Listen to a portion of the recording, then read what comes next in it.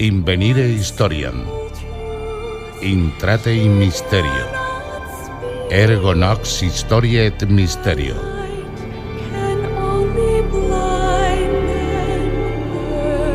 Descubre la historia, entra en el misterio. A continuación, Noche de Historia y Misterio.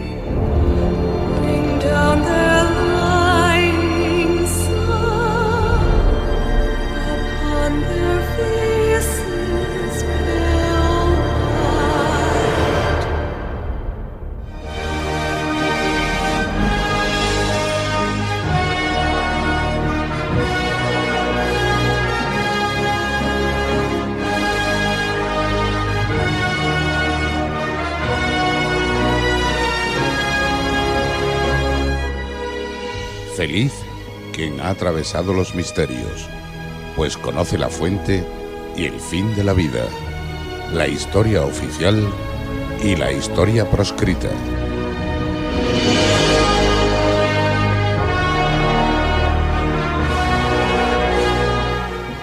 Noche de Historia y Misterio, dirigido y presentado por Javier Ballesteros.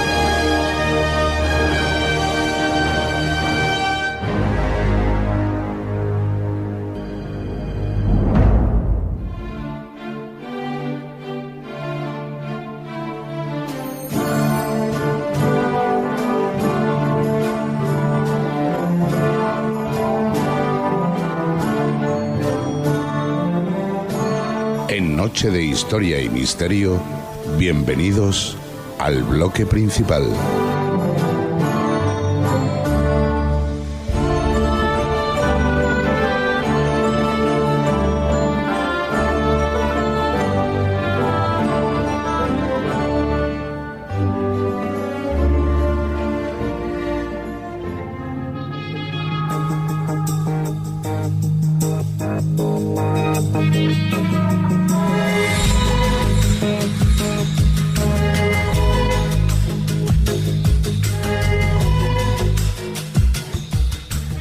En septiembre de 1945, Sanders descubrió que la Unidad 731 estaba envuelta en horrorosos experimentos con humanos. Informó a General MacArthur de las increíbles torturas y suplicios por los que habían pasado, no solo los presos chinos, sino los propios americanos. El general contestó: necesitamos más evidencias. Simplemente no podemos actuar sin más. Siga yendo. Haga más preguntas y quédese callado sobre todo esto. Sanders estuvo solo 10 semanas en Japón, pues comenzó a sentirse enfermo. Se trataba de una tuberculosis que tardó en curar 2 años. La segunda fase de investigación fue realizada por el teniente coronel Arvo T. Thompson, veterinario. Cuando el coronel Thompson llegó a Japón, el Tribunal Militar Internacional para el Lejano Oeste apenas había comenzado su juicio sobre los criminales de guerra japoneses. Por fin fue localizado Ishichiro. Intentando ocultarlo a los soviéticos, se le declaró muerto. Se publicó la noticia en los periódicos y se simuló un entierro en su pueblo natal. El interrogatorio de Ishii duró desde 17 de enero al 25 de febrero de 1946. Ishii cambió sus conocimientos no solo por su indulto y el de sus hombres, sino también porque fuera borrada por completo todo su historial y pudiera llevar una vida normal. Ishii, tras su estancia en Estados Unidos, volvió a Japón recibiendo los máximos honores. Murió en 1959 de un cáncer en la garganta tras haber sido gobernador de Tokio. presidente de la Asociación Médica y del Comité Olímpico de Japón en la posguerra, aquella protección a unos científicos que causaron el sufrimiento y el dolor sin el menor remordimiento, repelió a muchos de los americanos que intervinieron en su protección y ocultamiento.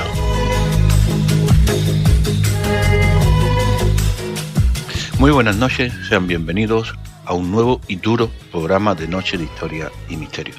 Hemos leído un pequeño adelanto del tema que trataremos esta noche. De nuevo, después de mucho tiempo, muchos programas, volvemos a la Segunda Guerra Mundial, pero con la diferencia que tratamos un tema nuevo, un tema que solo se ha tratado en las tertulias mensuales de nuestro programa.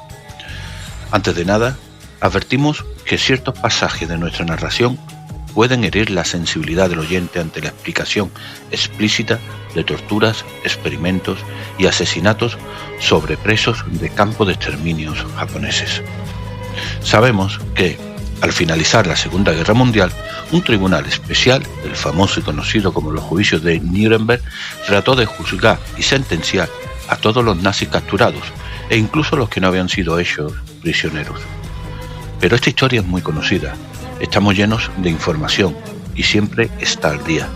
Lo que traemos hoy es otro juicio, o mejor dicho, el otro Nuremberg, el Tribunal de los Crímenes de Guerra de Tokio.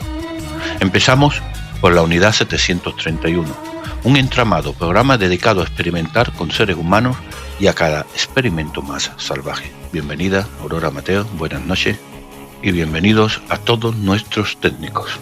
Hoy, Quique Macías. Comienza Noche de Historia y Misterio. Adelante.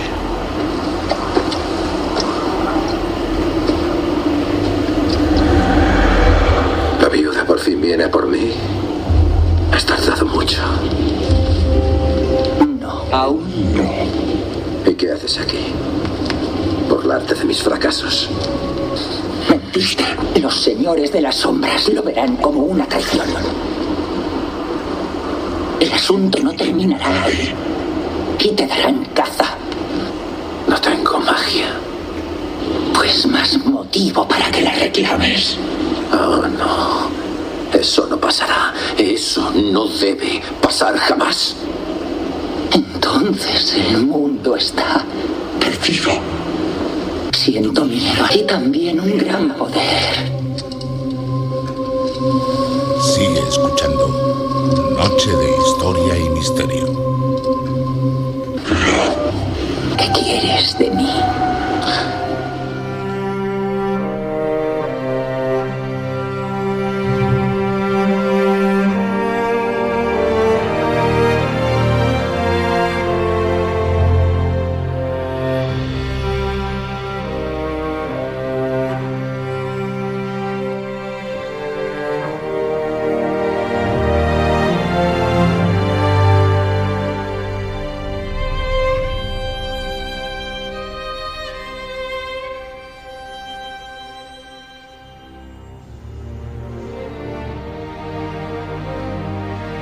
La Unidad 731, o Escuadrón 731, fue un programa encubierto de investigación y desarrollo de armas biológicas del Ejército Imperial japonés que llevó a cabo letales experimentos médicos sobre humanos vivos durante la Segunda Guerra Sino-Japonesa, del 1937 a 1945, en el marco de la Segunda Guerra Mundial.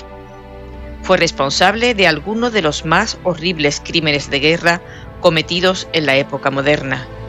Oficialmente conocido por el Ejército Imperial del Imperio del Japón como el Laboratorio de Investigación y Prevención de Enfermedades Infecciosas del Ministerio Político Kenpeitai, fue inicialmente instaurado como una sección política e ideológica de la Policía Militar Kenpeitai, con la intención de contrarrestar la influencia político e ideológica de los enemigos y reforzar el sistema de unidad militar. Durante la Segunda Guerra Sino-Japonesa, un proyecto médico especial con el nombre clave de Maruta utilizó humanos para hacer experimentos.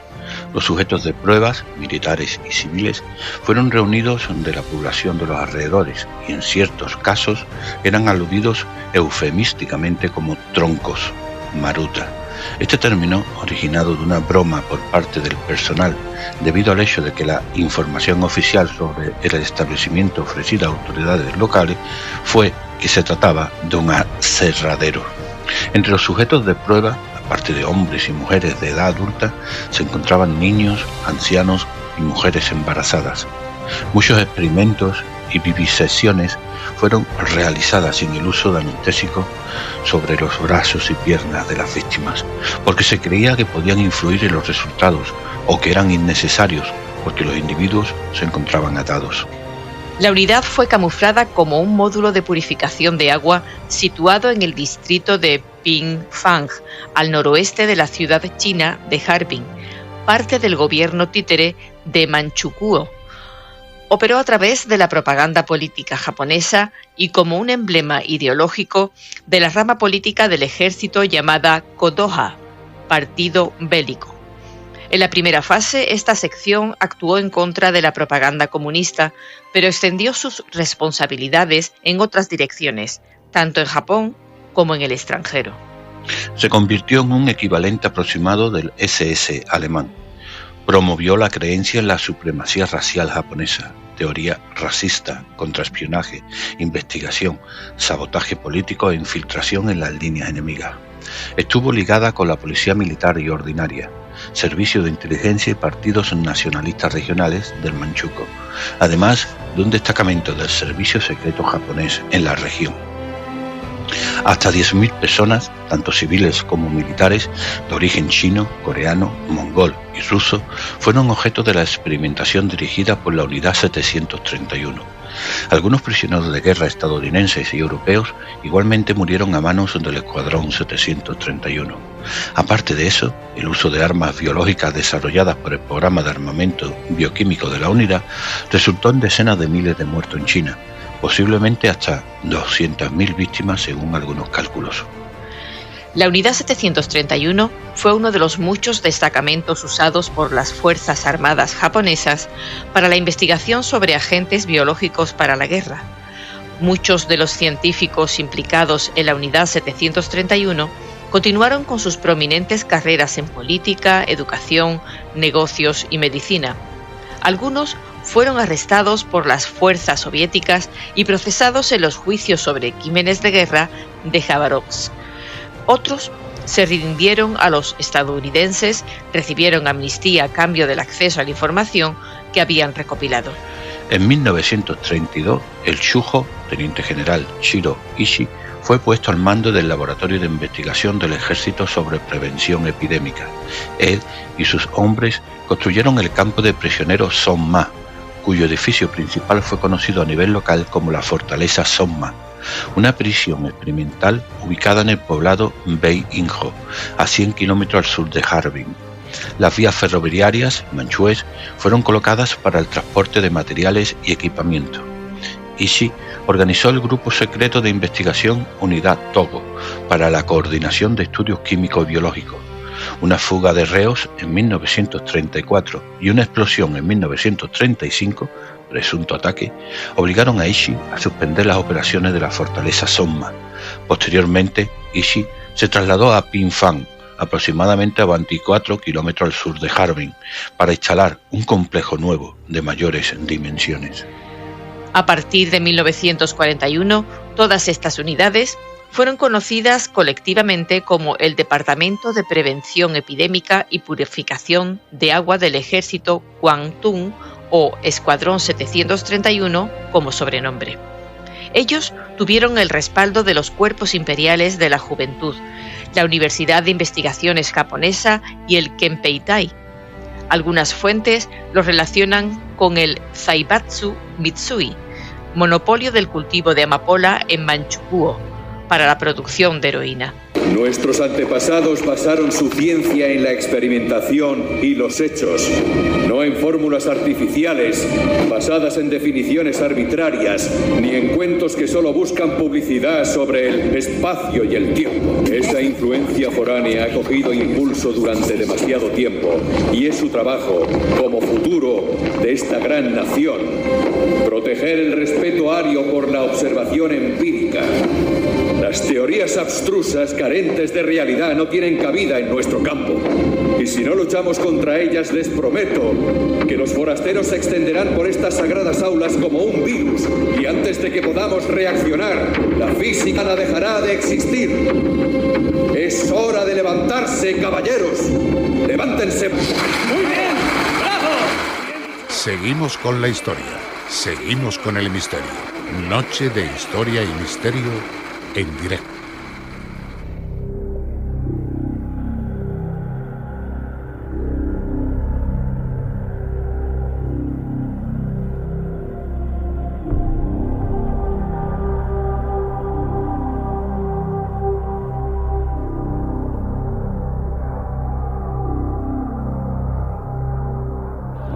Experimentos. Los científicos japoneses realizaron pruebas sobre los prisioneros centrándose en torno a la peste bubónica, cólera, viruela, botulismo y otras enfermedades.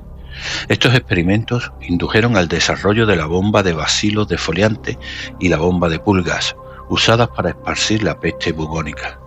Algunas de estas bombas fueron diseñadas con cuerpos de cerámica, porcelana, una idea propuesta por Ishii en 1938.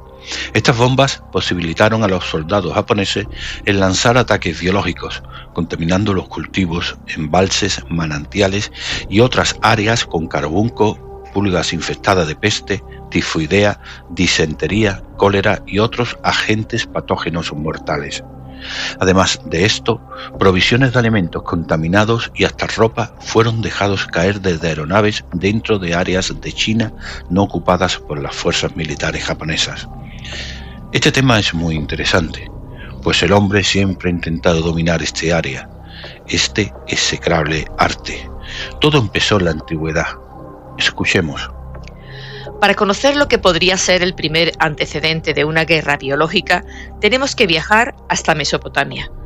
Uno de sus mitos nos cuenta que el señor de la tierra, Enki, engulló cierto número de plantas sagradas con la finalidad de adquirir un conocimiento exhaustivo de sus propiedades. Cuando Ninhursag, la señora de la montaña, se enteró de lo sucedido, le maldijo. Enki, intoxicado, enfermó y se colocó en la antesala de la muerte. Al final, Ninhursag, apenada, le terminó perdonando y sanándole de cada dolencia, utilizando plantas medicinales. Por cada planta que usó, surgió una divinidad. A partir de ese momento, el conocimiento sagrado de las plantas y por ende de sus venenos pertenece a los dominios de Enki. El mítico Heracles fue el primero en recurrir al veneno de serpiente para manipular sus flechas cuando destruyó a la hidra, y el legendario Ulises inauguró el uso de toxinas vegetales con esta finalidad. Sabemos que para ello tuvo que recurrir a Efira y que fue esta hija de Oceano la que le proporcionó las sustancias ponzoñosas, probablemente acónito, el éboro negro o belladona. En la antigüedad también se emplearon como armas biológicas insectos provistos de aguijones, ya que las picaduras de avispas y abejas causaban enorme confusión. Además, amilanaban a los animales. Sabemos que la táctica de lanzar colmenas y enjambres provocaron el abandono de ciudades enteras en más de una ocasión, como sucedió en Fasélide, Anatolia, y Rauco, Creta. El médico romano Dioscórides, que vivió en el siglo I de nuestra era, fue el primero en señalar la relación entre la palabra tóxico, de toxicón, veneno, y flecha, tosón, si bien matizó que eran únicamente los bárbaros los que recurrían a lanzar proyectiles envenenados. Entre las plantas más empleadas en la antigüedad para contaminar las flechas destacan el éboro, capaz de matar a un caballo en pocas horas, el acónito, que provocaba dolor abdominal intenso y la muerte, el tejo, capaz de provocar la muerte con tan solo tocarlo, la belladona, que provocaba sus efectos tóxicos durante mucho tiempo, el rododendro, el beleño y la cicuta. En 1346, los cadáveres de soldados mongoles que morían por la peste bubónica eran lanzados como parte del asedio sobre Cafa, actual Feodosia, en Crimea. Aparte de afectar a la población, se ha especulado como una causa detrás de la llegada de la peste negra a Europa. En la Guerra de Pontiac o la Rebelión de Pontiac, una guerra comenzada en 1763 por los indios de Norteamérica, quienes estaban insatisfechos por las políticas británicas en la zona de los Grandes Lagos tras su victoria en la Guerra Franco-India. La guerra en la frontera fue brutal y el asesinato de prisioneros, el ataque a civiles y otras atrocidades fueron continuos en ambos bandos. El caso más fuerte de todos fue cuando un grupo de oficiales británicos en Fort Pitt intentaron infectar al grupo de indígenas que los asediaba con mantas que habían cubierto cuerpos de enfermos de viruela. Muy interesante y muy ilustrativo el tema de la noche. Seguimos con el Escuadrón 731, antes de llegar a otros protagonistas de la guerra en el Pacífico y a los juicios de Tokio en sí.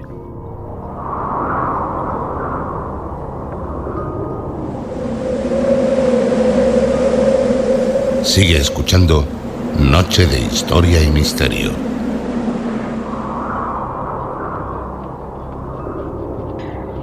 Los prisioneros de guerra fueron sometidos a vivisección, disección cuando aún se estaba con vida, sin anestesia. Las vivisecciones fueron también perpetradas en mujeres embarazadas, algunas veces embarazadas por los mismos doctores, y los fetos extraídos.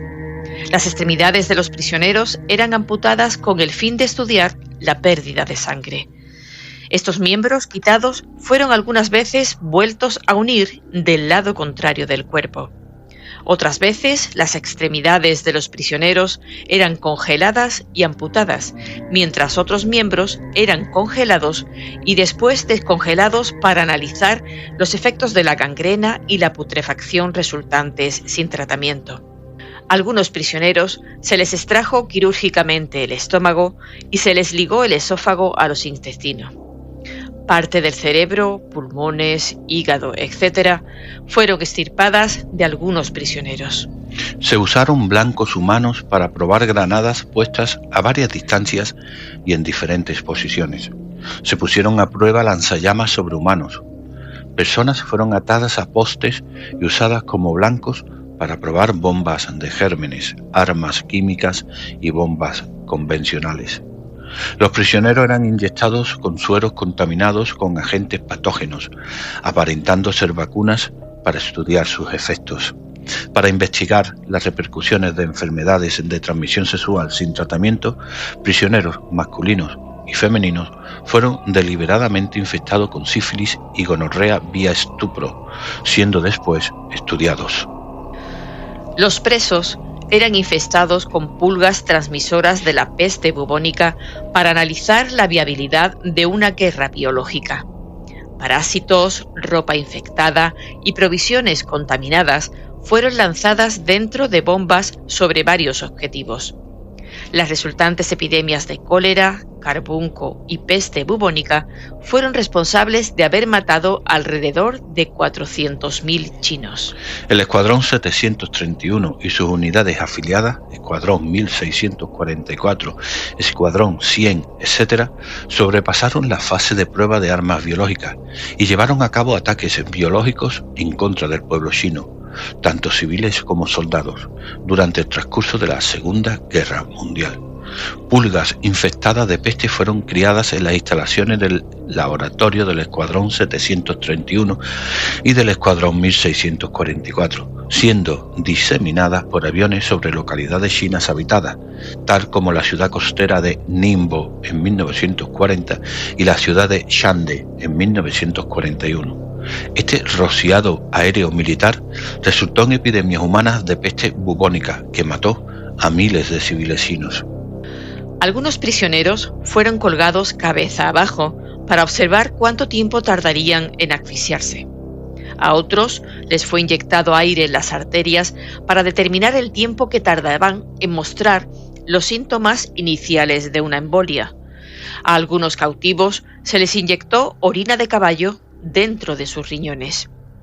Otros fueron privados de alimentos, agua y sueño para precisar la duración de tiempo hasta la muerte. Otros presos fueron situados dentro de cámaras de vacío hasta que morían. Otros tantos fueron expuestos a temperaturas extremas, desarrollando congelamiento, siendo analizado cuánto duraba el cuerpo humano sobreviviendo con tal tortura, además de determinar los efectos de la putrefacción y la gangrena sobre la carne humana. Algunos experimentos fueron realizados para definir la relación entre la temperatura, quemaduras y supervivencia humana. Unos cuantos prisioneros fueron puestos dentro de centrifugadoras, haciéndolos girar hasta morir. Sangre animal fue inyectada en algunos otros, estudiando los efectos de esta acción. Algunos cautivos fueron irradiados con dosis letales de rayos X. En cámaras de gases fueron probadas varias armas químicas, usando siempre personas. Fueron inyectadas burbujas de aire en el flujo sanguíneo de otros prisioneros para simular una apoplejía. También se inyectó agua de mar en otros tantos cautivos para determinar si podían servir como sustituto de la solución salina. Las operaciones y los experimentos continuaron hasta el final de la guerra. Shiro Ishii deseaba utilizar las armas biológicas en el conflicto del Pacífico desde mayo de 1944, pero sus tentativas fracasaron en varias ocasiones por la pobre formulación de planes y la intervención aliada. Con la invasión rusa de Manchukuo y Menjiang en agosto de 1945, la unidad tuvo que abandonar su trabajo deprisa. Los miembros y sus familias huyeron a través de Manchuria y China para volver a Japón. Ishii ordenó a cada integrante del grupo llevar el secreto hasta la tumba, amenazando con encontrarles si fallaban e impidiendo a cualquiera que trabajase en puestos públicos en Japón.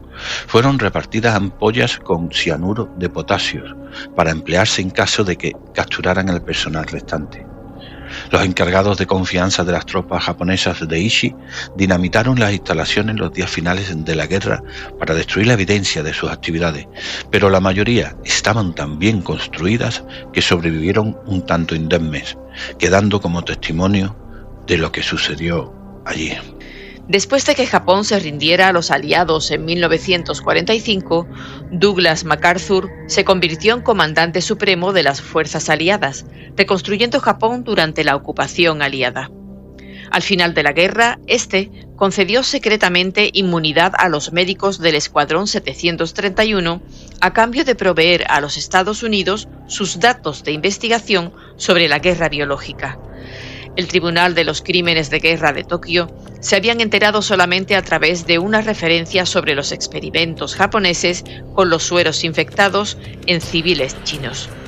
Esto ocurrió en agosto de 1946 y fue denunciado por David Sutton, ayudante de fiscal chino. Michael Levin, el defensor de Okinori Kaya, argumentó que la acusación fue vaga y sin corroboración, siendo anulada por el presidente del tribunal, William Webb, por la carencia de evidencia. El tema no fue investigado más allá por Sutton, que estaba probablemente enterado de las actividades del Escuadrón 731. Se cree que su referencia a esto en el juicio pudo haber sido accidental. El juicio de los autores japoneses que fueron capturados fue llevado a cabo en la ciudad de Jabárov, en el extremo oriente ruso, cerca de la frontera con la China nororiental, en diciembre de 1949.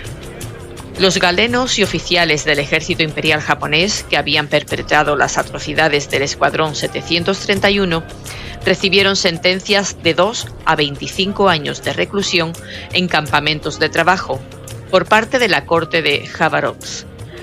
Todos los médicos consiguieron amnistía. Cuando el coronel Thompson llegó a Japón, el Tribunal Militar Internacional para el Lejano Oeste apenas había comenzado sus juicios sobre los criminales de guerra japoneses. Por fin fue localizado Ishishiro.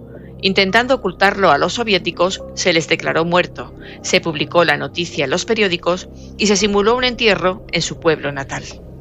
El interrogatorio de Ishii duró desde el 17 de enero al 25 de febrero de 1946.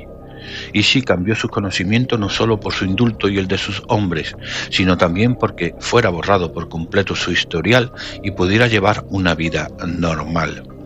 Ishii, tras su estancia en Estados Unidos, volvió a Japón recibiendo los máximos honores. Murió en 1959 de un cáncer en la garganta tras haber sido gobernador de Tokio, presidente de la Asociación Médica y del Comité Olímpico de Japón en la posguerra. Aquella protección a unos científicos que causaron el sufrimiento y el dolor sin el menor remordimiento repelió a muchos de los americanos que intervinieron en su protección y ocultamiento. El coronel Thompson terminó suicidándose y el general MacArthur se manifestó en contra de aquella actuación de su gobierno y fue retirado de la misión por petición propia. Experimentos con seres humanos similares a los realizados por el grupo de Ishii se habrían condenado como crímenes de guerra por el Tribunal Militar Internacional en el juicio contra los crímenes de guerra nazis, comenzando en Nuremberg, 30 de septiembre de 1946. Sin embargo, el gobierno de Estados Unidos perdonó a los científicos japoneses a cambio de sus secretos en la guerra bacteriológica, amparándose en la excusa de que se aproximaba un posible enfrentamiento con la Unión Soviética. Muchos datos, mucha información todavía por dar. Esto no ha hecho más que empezar. Escuchemos el primer ¿sabías qué? De la noche, también relacionado con el tema principal, y en tan solo 6 minutos de nuevo a la acción. La masacre de Nankín. Hasta ahora.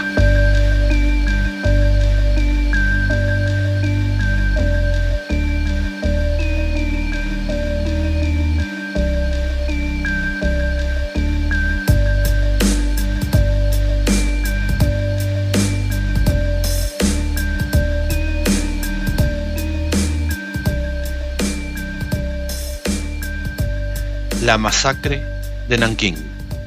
¿Sabías que el horror fue tal que se ha llegado a decir que si se unieran las manos de los asesinos en esa masacre, se podría recorrer la distancia que separa Nankín de la ciudad de Hangzhou a 200 kilómetros de distancia? Que sus cuerpos podrían llenar 2.500 vagones de tren, que apilados podrían alcanzar la altura de un edificio de 74 plantas y que su sangre pesaría 1.200 toneladas. Las órdenes fueron claras: matad a todos los prisioneros. Con esta simple frase, el 13 de diciembre de 1937, el ejército imperial japonés masacró la ciudad china de Nankín. Ese ataque sucedió en el marco de una larga contienda que se estaba llevando a cabo en Asia y que finalizó el 9 de septiembre de 1945, que se conoce como Segunda Guerra Sino-Japonesa, la cual se inició 2 años antes que la Segunda Guerra Mundial. La masacre de Nankín se enmarcó dentro de las políticas con tintes racistas de expansión que Japón impulsó para justificar su imperialismo, algo habitual entre las potencias coloniales. Así, se presentaban a la población china como una raza inferior que debía ser gobernada por Japón, y también se inculcaba entre la población nipona la idea de que lo más noble que podía hacerse era morir por el emperador. El asedio a Nankín empezó el 7 de diciembre de 1937, cuando 240.000 soldados japoneses del 10º ejército del general Heisuke Yanagawa y del cuerpo expedicionario de Shanghái del general Isao Tani se enfrentaron al ejército chino, que solo contaba con 80.000 efectivos.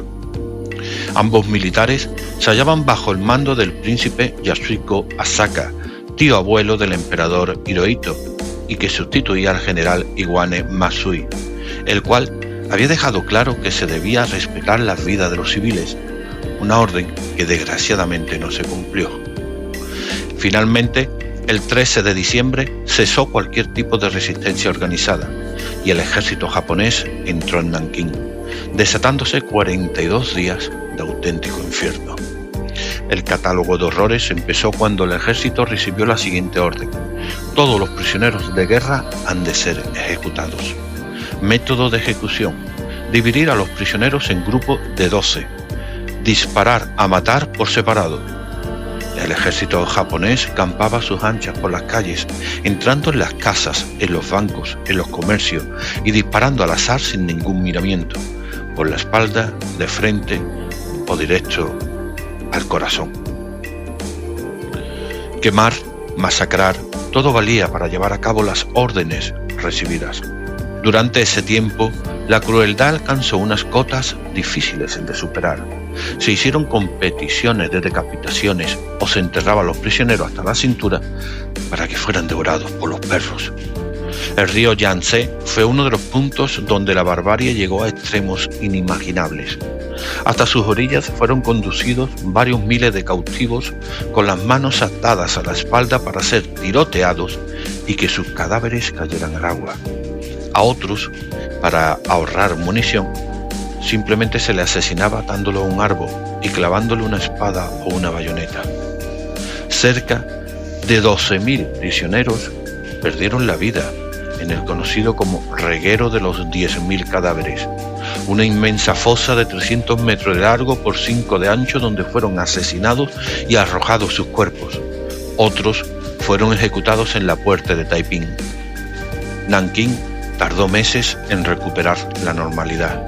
Los millares de cadáveres abandonados por las calles, los edificios humeantes y en ruinas, nunca fueron grabados por la prensa internacional, porque el gobierno japonés negó cualquier permiso para informar hasta que todo rastro de la barbarie hubiera sido eliminado. Cuando la ciudad fue reabierta, la administración fue puesta en manos de un gobierno títere liderado por Xi Wenyuhai. A día de hoy, la tristemente conocida como violación de Nankín sigue siendo un holocausto olvidado.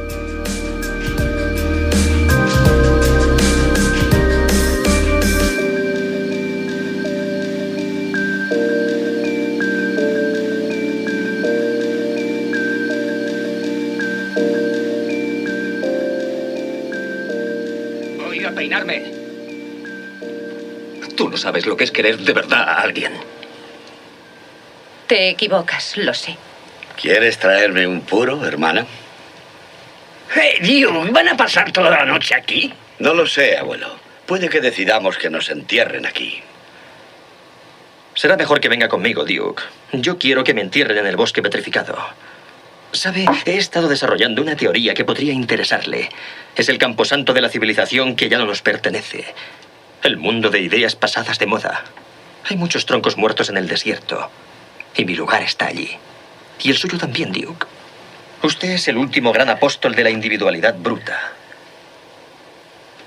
Puede que tenga razón, amigo. Una eternidad de razón. ¿Pero de qué me sirve? No podría decírselo. Sigue escuchando Noche de Historia y Misterio.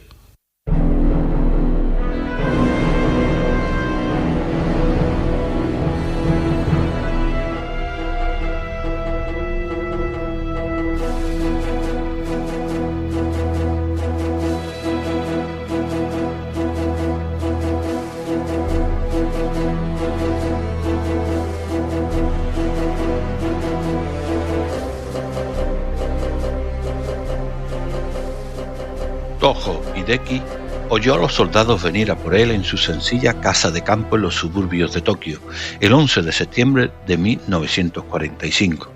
No intentaba esconderse. Con su bigote fastidiosamente recortado, su calva, sus gafas redondas de carey y el porte firme de un general de carrera, el primer ministro del Japón imperial durante gran parte de la Segunda Guerra Mundial era inconfundible. Sus rasgos, grotescamente caricaturescos, ojos rasgados, dientes afilados, uñas puntiagudas, habían sido un elemento básico de la propaganda estadounidense que fomentaba los bonos de guerra, emparejado habitualmente con Adolf Hitler y Benito Mussolini. Había pasado poco más de un mes desde la detonación de las 2 bombas atómicas y menos de un mes desde la rendición de Japón. Los ejércitos aliados victoriosos se encontraban en los primeros e inciertos días de su ocupación de Japón. Una de sus primeras tareas fue reunir a los presuntos criminales de guerra japoneses. Toho era perfectamente consciente de que las tropas estadounidenses sabían dónde encontrarle. El día anterior, un reportero norteamericano había tenido pocas dificultades para localizarlo en su país. Cuando se le preguntó quién era el responsable de iniciar la guerra, el primer ministro cuyo gabinete había ordenado el ataque a Pearl Harbor no se arrepintió. «Ustedes son los vencedores y pueden nombrarlo ahora», respondió serenamente.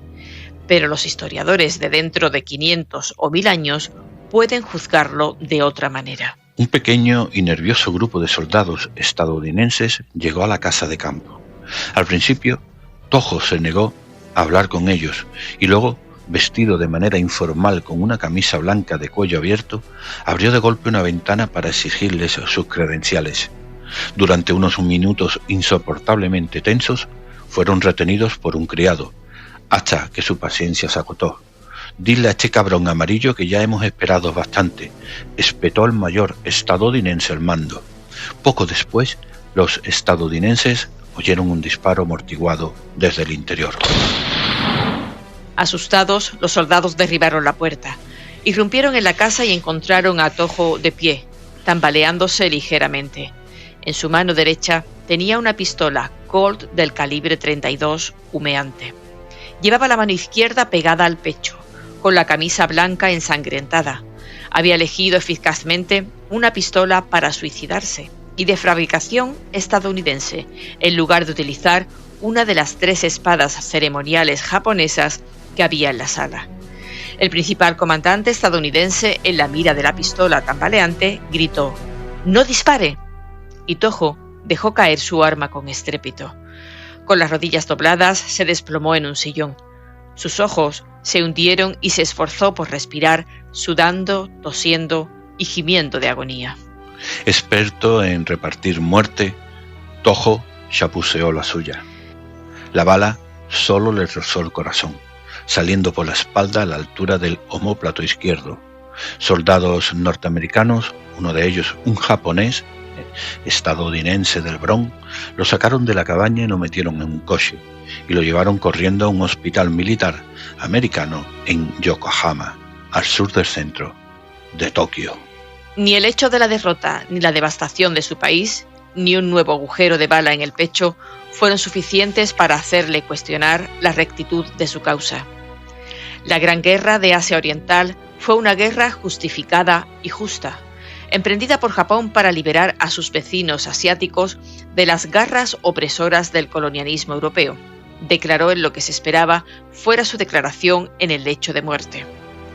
Expresó a su pesar a la nación japonesa y a todas las razas de las grandes potencias asiáticas, aunque no a los países aliados contra los que su gabinete había entrado en guerra. Dada la ruina que les rodeaba, no se sentía inclinado a pedir disculpas a los bombarderos. «No me gustaría ser juzgado ante un tribunal de conquistadores», dijo Toho. «Espero el justo juicio de la historia». Gary J. Bass, El juicio de Tokio y la formación de la Asia contemporánea. Truman, Churchill y Chiang Kai-shek firman la declaración final de los aliados. La Unión Soviética de Stalin ni siquiera ha sido invitada a participar en la redacción del texto. Llamamos al gobierno japonés a aceptar sin más dilación la capitulación sin condiciones de sus fuerzas armadas, evidenciando así su buena fe. La otra alternativa para Japón será una destrucción instantánea y total. Furioso, Stalin comprende que ha sido traicionado. Sabe a través de su espía en Los Álamos que la bomba atómica está lista. Acelera el despliegue de sus tropas en Extremo Oriente, en un intento por ser el primero en ocupar Japón. En Potsdam acaba de escribirse el primer capítulo de la Guerra Fría.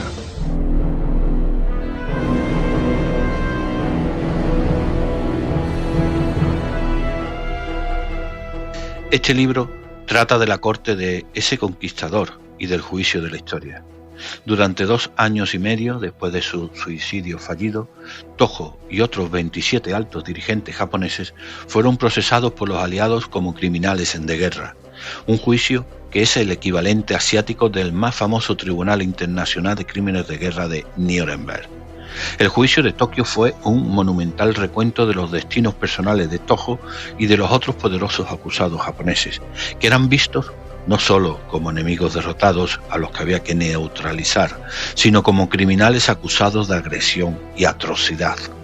Su desarrollo atrajo a una gran cantidad de nombres conocidos como Harry Truman, el emperador Hirohito, Chiang Kai-shek, Jawaharlal Nehru, Douglas MacArthur y otros, así como a figuras menos conocidas cuyas historias vitales, ricamente polifacéticas, abarcan gran parte de la historia moderna de sus países.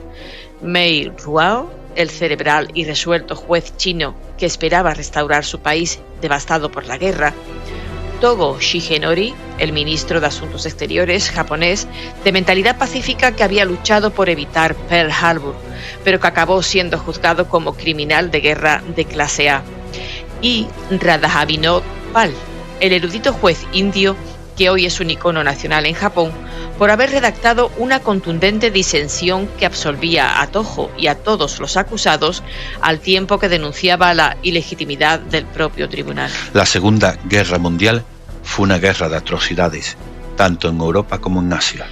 En tiempos de guerra es habitual denunciar la inmoralidad bestial del enemigo, pero en la Guerra del Pacífico la cuestión de los crímenes de guerra fue fundamental. La guerra se definió en las mentes aliadas por los horrores infligidos por los japoneses, la marcha de la muerte de los prisioneros de guerra filipinos y estadounidenses en Bataan, los australianos cautivos que perecieron mientras construían el ferrocarril Birmania-Tailandia, el saqueo de Manila.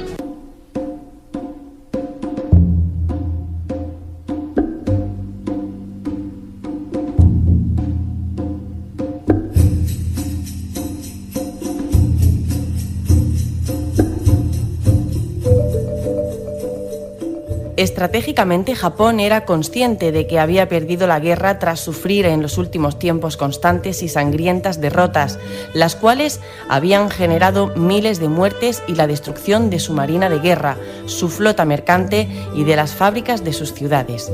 Por tanto, Japón, a finales de 1944, solo aspiraba a conseguir una paz honorable y pactada, que no reportara demasiados perjuicios al imperio japonés. Los japoneses sabían que los norteamericanos pretendían obtener la rendición incondicional, pero presumían que si les causaban muchas bajas con una longeva resistencia fanática, se avendrían a pactar una paz con condiciones para evitar los grandes costos económicos, políticos y sociales que costaba a Estados Unidos cada día el conflicto bélico. De ahí que los japoneses trataran desde finales de 1944 de causar el máximo de bajas a los norteamericanos, sin importar el precio. En Iwo Jima, los japoneses conseguirían, gracias a su tenacidad, causar más bajas de las sufridas, toda una hazaña viendo la diferencia de fuerzas y medios que se enfrentaban.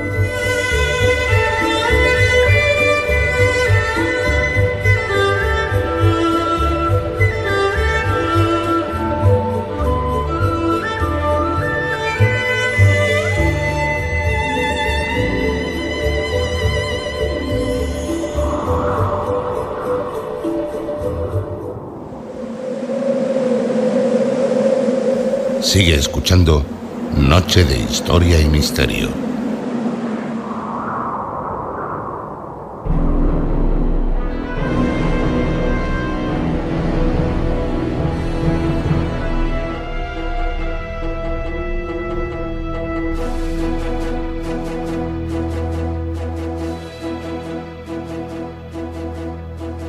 Murieron más australianos por estar prisioneros de los japoneses que por combatir contra ellos.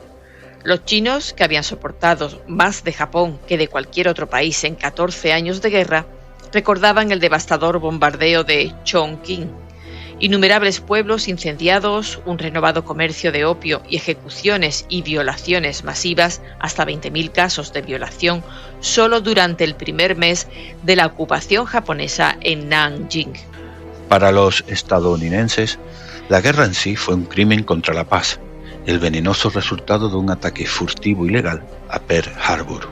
En los registros de crímenes de guerra reunidos por los investigadores estadounidenses, una y otra vez se enumeraba canibalismo.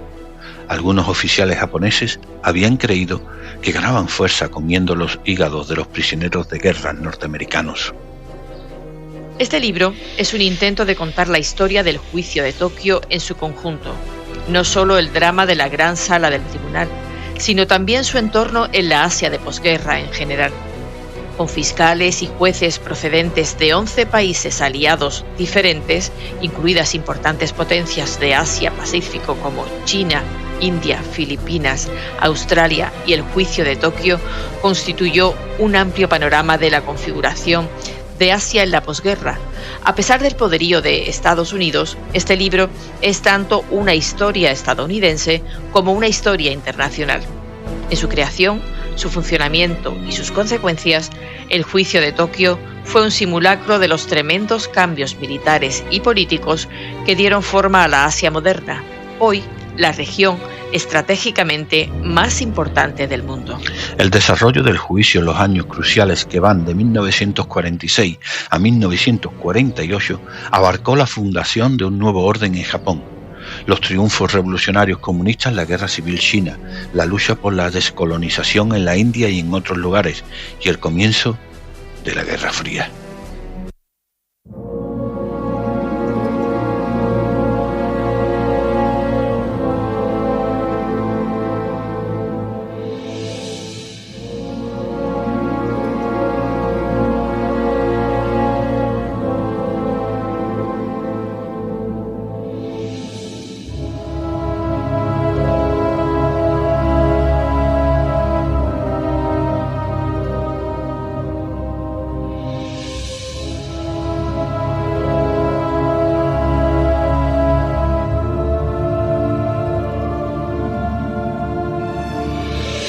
Después de la Segunda Guerra Mundial, los tribunales internacionales, nacionales y militares juzgaron a decenas de miles de acusados de crímenes de guerra. Los esfuerzos por llevar ante la justicia a los autores de los crímenes de la era nazi han continuado hasta bien entrado el siglo XXI. Por desgracia, la mayoría de los perpetradores de crímenes de guerra nunca han sido juzgados ni castigados.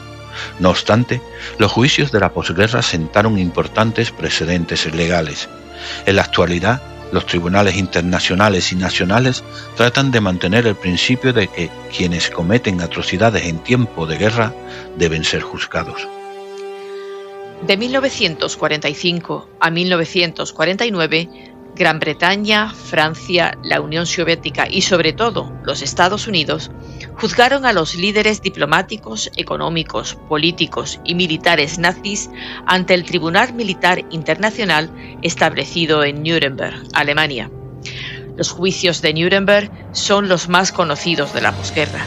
En la posguerra, decenas de miles de alemanes y sus colaboradores no alemanes fueron juzgados por tribunales de Alemania o de naciones que ésta ocupó durante la Segunda Guerra Mundial o que colaboraron con los alemanes en la persecución de la población civil. Los esfuerzos por llevar a los perpetradores de los crímenes nazis ante la justicia aún continúan en el siglo XXI. Los juicios a los autores de los crímenes nazis sentaron precedentes jurídicos duraderos y contribuyeron a establecer el principio, ahora ampliamente aceptado, de que los criminales como el genocidio y los crímenes contra la humanidad no deben quedar impunes. Pero en esta ocasión, nosotros nos dedicamos al otro Nuremberg, a los juicios de Tokio. La proclamación especial de MacArthur estableció un tribunal militar internacional para el Lejano Oriente. Aprobó su constitución, jurisdicción y funciones según lo establecido en su estatuto e indicó que ello se hacía sin prejuicio de ningún otro procedimiento que pudiera establecerse en Japón o dentro de los dominios de los países con los que Japón había estado en guerra. Afirmó que hizo esto por los poderes que los aliados le confiaron como comandante supremo con la responsabilidad de llevar a cabo la rendición general de las Fuerzas Armadas japonesas y con la autoridad que le otorgaron los gobiernos de los Estados Unidos. Resultó aún más polémico y hasta el presente se cuestiona por qué el emperador Hirohito, suprema autoridad de la nación japonesa, no fue procesado. La explicación no es jurídica sino política, ya que despuntaba entre Estados Unidos y Rusia la Guerra Fría, que enfrentaría durante décadas a los sistemas capitalistas y comunistas alrededor del globo. Si bien el punto álgido en ese momento era la situación en Europa, en la cual la zona de ocupación rusa y de los aliados occidentales comenzaban a convertirse en campos enrolados con cada bando. La situación no era menos compleja en Asia. Allí, la existencia de guerrillas de inspiración anticolonialista e incluso marxistas que habían combatido al invasor japonés constituían un peligro importante para el mantenimiento del statu quo colonial y para los intereses estratégicos de Estados Unidos en el Pacífico. Era lo que ocurría en China, donde tomaría el poder en 1949 Mao Zedong, y en Vietnam y Corea, que tras sucesivas guerras pasarían por la división y reunificación en el primer caso y la división hasta hoy en el segundo, entre otros casos. Por ello, se dio la paradoja de que Japón pasó de ser el enemigo derrotado a la principal apuesta estratégica de Estados Unidos en el continente para evitar la expansión del bloque socialista. Y los países que habían sufrido su ocupación militar y los crímenes por los cuales se juzgaba a sus dirigentes en los elementos periféricos de un desarrollo económico cuyo centro sería el antiguo enemigo. Japón conquistaría así, pese a la derrota, mucho de lo que habría pretendido con la guerra, e Hirohito sobreviviría como garante de esta nueva etapa. 11 países, a saber, Australia, Canadá, China, Francia, India, entonces colonia británica, Países Bajos, Nueva Zelanda, Filipinas, la Unión Soviética, el Reino Unido y los Estados Unidos proporcionaron jueces y fiscales para el tribunal, mientras que la defensa comprendía abogados japoneses y estadounidenses. 28 líderes militares y políticos japoneses fueron acusados, mientras que, como se explicó, el propio emperador del Japón, Hirohito, no fue responsabilizado ni juzgado. 2 acusados murieron durante el procedimiento y 1 fue declarado no apto para ser juzgado. 1 fue absuelto y todos los restantes fueron declarados culpables de, al menos, un cargo. Las condenas oscilaron entre 7 años de prisión y la ejecución. Hemos dado orden al gobierno del imperio de comunicar a América, Inglaterra, China y la Unión Soviética que aceptamos su declaración conjunta. El 15 de agosto de 1945, el pueblo japonés oye por primera vez la voz de su emperador. Este les comunica la capitulación de su país. El Palacio Imperial no solo se ha rendido ante la bomba. A su modo de ver, Tokio se enfrenta a un peligro aún mayor. El ejército rojo está avanzando hacia el norte del archipiélago. Para evitar que Japón quede bajo la influencia soviética, Washington deja una esperanza de supervivencia al régimen imperial. El texto de la capitulación no dice nada del destino de Hirohito. El texto es firmado el 2 de septiembre a bordo del acorazado Missouri. Sigue escuchando Noche de Historia y Misterio. Toho Hideki, nacido el 30 de diciembre de 1884 en Tokio, fue un soldado y estadista primer ministro de Japón, en el 41 hasta el 44, durante la mayor parte del teatro del Pacífico de la Segunda Guerra Mundial. Posteriormente fue juzgado y ejecutado por crímenes de guerra. Toho construyó una base de poder personal y utilizó su posición como jefe de la policía militar de la guarnición japonesa en Manchuria para controlar su influencia antes de convertirse en jefe del Estado Mayor del ejército de Kwantung en 1937. Desempeñó un papel clave en la apertura de hostilidades contra China. Toho tuvo su única experiencia de combate ese mismo año, liderando 2 brigadas en operaciones en Mongolia Interior. En julio de 1940 fue nombrado ministro de guerra en el gabinete del primer ministro Konoe Fumimaro. Toho sucedió a Konoe como primer ministro el 18 de octubre de 1941 y comprometió a su gobierno con un programa para la Gran Asia Oriental, un nuevo orden en Asia. Toho, un burócrata trabajador y eficiente, también fue uno de los militaristas más agresivos del liderazgo japonés. Lideró los esfuerzos bélicos de su país después del ataque a la base militar estadounidense en Pearl Harbor el 7 de diciembre de 1941, y bajo su dirección se obtuvieron inicialmente victorias aplastantes en todo el sudeste asiático y la región del Pacífico Occidental. Después de una serie de reveses militares japoneses en el Pacífico, Toho asumió poderes prácticamente dictatoriales, asumiendo el puesto de jefe del Estado Mayor General. Sin embargo, la exitosa invasión aliada de las Islas Marianas debilitó tanto su gobierno que fue destituido como jefe de gabinete el 16 de julio de 1944 y el 18 de julio él y todo su gabinete anunciaron su renuncia. 4 días después, Koiso Kuniaki lo sucedió como primer ministro.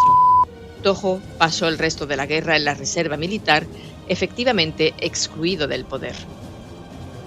El 11 de septiembre de 1945, después de la rendición formal de Japón, Tojo se pegó un tiro en un intento de suicidio, pero lo cuidaron hasta que recuperó la salud, y el 29 de abril de 1946, junto con otros líderes japoneses en tiempo de guerra, fue acusado de crímenes de guerra ante el Tribunal Militar Internacional para el Lejano Oriente en Tokio. En el juicio fue declarado culpable y luego ahorcado. El legado de Tojo continuó, ya que fue uno de los condenados por crímenes de guerra que también habían sido incluidos entre los militares japoneses muertos conmemorados en el santuario Yasukuni en Tokio. Las visitas periódicas al santuario de varios primeros ministros japoneses y otros funcionarios gubernamentales han provocado fuertes protestas en China, Corea del Sur y otros países que estuvieron bajo ocupación japonesa durante la guerra. Hasta hace poco, la ubicación de los restos del primer ministro japonés Hideki Tojo, ejecutado en tiempos de guerra, era uno de los mayores misterios de la Segunda Guerra Mundial en la nación que una vez dirigió. Ahora, un profesor universitario japonés ha revelado documentos militares estadounidenses desclasificados que parecen tener la respuesta. Los documentos muestran que las cenizas cremadas de Tojo, uno de los autores intelectuales del ataque a Pearl Harbor, fueron esparcidas desde un avión del ejército estadounidense sobre el Océano Pacífico a unos 50 kilómetros al este de Yokohama, la segunda ciudad más grande de Japón, al sur de Tokio. Fue una misión llena de tensión y muy secreta, con funcionarios estadounidenses tomando medidas extremas destinadas a mantener los restos de Tojo y los de otros 6 ejecutados con él, lejos de los ultranacionalistas que buscaban glorificarlos como mártires. En este juicio había un gran ausente, un nombre que había sido eludido de manera deliberada. El emperador Hirohito no fue acusado, tampoco ninguno de los miembros de la familia imperial. Después de la guerra, Hirohito cambió sus uniformes militares por elegantes trajes. Makassur buscó alejarlo de los estrados desde el principio. Buscaba, con ese movimiento, darle legitimidad a la ocupación norteamericana y preservar al menos esa institución y tradición japonesa. Hirohito era considerado una divinidad. El mensaje radial en el que informó a su pueblo la capitulación fue la segunda vez en que los japoneses escuchaban su voz. La mayoría de los historiadores coinciden que el emperador conocía las grandes decisiones de sus primeros ministros y de sus generales y que prestó su anuencia a las más importantes. Makassur utilizó al emperador y a la institución imperial japonés para conseguir más poder, para poder manejar a ese Japón de posguerra. Los abogados defensores recibieron instrucciones para que los acusados desligaran a Hirohito de las decisiones. Ni siquiera dejaron que fuera citado como testigo. Todos prefirieron que no bajara del trono para sentarse en un estrado. Siguiente protagonista, el Goebbels japonés, Shumei Okawa.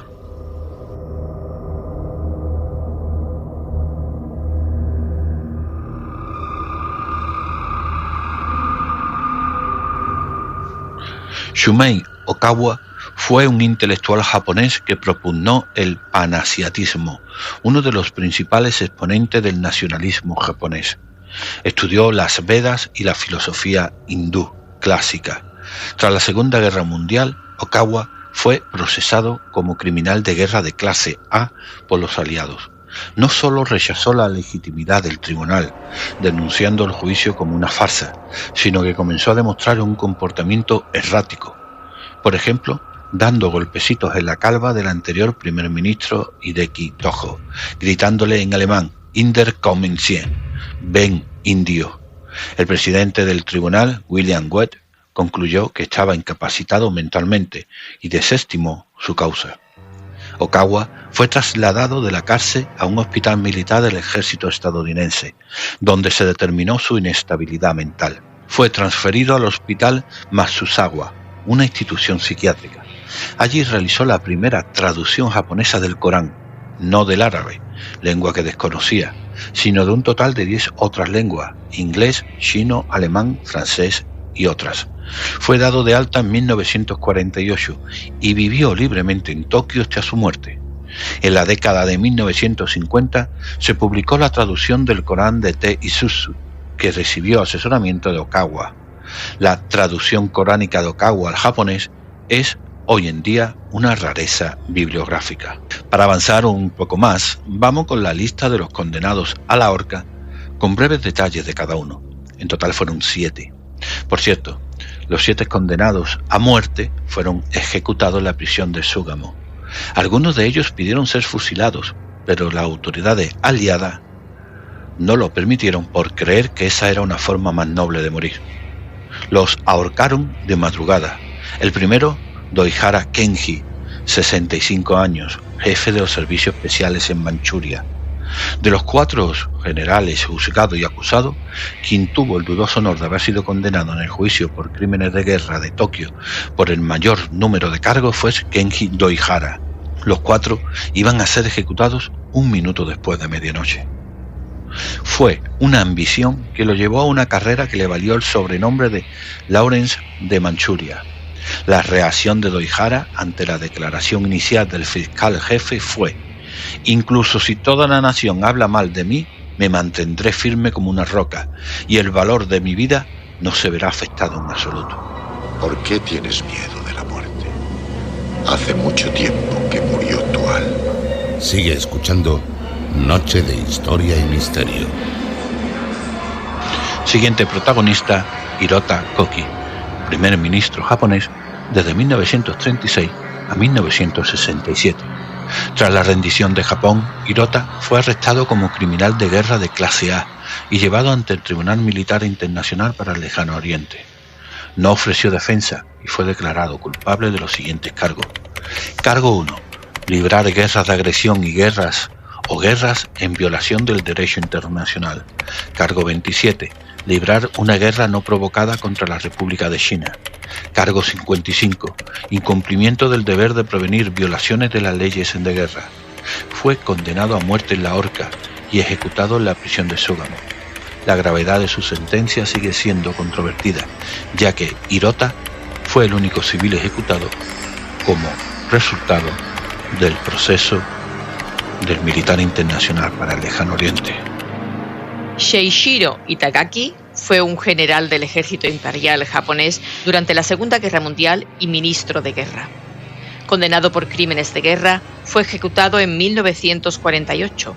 Después de la guerra, fue tomado a custodia por las autoridades del SCAP y siendo acusado por crímenes de guerra, específicamente por su vinculación con la conquista japonesa de Manchuria, su escalada de la guerra contra los aliados durante su mandato como ministro de guerra y por permitir el trato inhumano de prisioneros de la guerra durante su periodo como comandante de las fuerzas japonesas en el sudeste asiático. Fue declarado culpable de los cargos 1, 27, 29, 31, 32, 35, 36 y 54, y fue sentenciado a muerte en 1948 por el Tribunal Penal Militar Internacional para el Lejano Oriente. Itagaki fue ahorcado el 23 de diciembre de 1948 en la prisión de Sugamo en Tokio. Kimura Eitaro, general del ejército imperial japonés, fue declarado culpable de crímenes de guerra y condenado a muerte por ahorcamiento el 23 de diciembre de 1948. Iwane Matsui, general del ejército imperial japonés y comandante de las fuerzas expedicionarias enviadas a China durante la Segunda Guerra Sino-Japonesa, fue ejecutado por la sentencia del Tribunal Penal Militar Internacional para el Lejano Oriente en la posguerra por su papel en la masacre de Nankín. En 1948, el tribunal declaró que Matsui no estaba lo suficientemente enfermo para no haber podido intentar detener la matanza y que era consciente de lo que ocurría en Nankín. El tribunal lo encontró culpable de crímenes de guerra y fue ahorcado en diciembre en la prisión Sugamo, en la misma ceremonia en la que fue ahorcado el ex primer ministro Hideki Tojo. Akira Muto, general del ejército imperial japonés durante la Segunda Guerra Mundial, tras la rendición de Japón, Muto fue arrestado por las autoridades de ocupación estadounidenses y acusado de crímenes de guerra ante el Tribunal Penal Militar Internacional para el Lejano Oriente. Fue condenado por cometer atrocidades contra civiles y prisioneros de guerra, tanto en China como en Filipinas, y fue ejecutado por ahorcamiento el 23 de diciembre de 1948. Hasta aquí los sentenciados a muerte. Luego tenemos 16 acusados condenados a cadena perpetua, 2 a 20 años y 7 años respectivamente, y 2 excluidos de la acusación. Para terminar el relato de la noche, un relato duro de contar, nos vemos la obligación de dar como verdadera histórica la información de cómo fueron sus últimas horas de vida.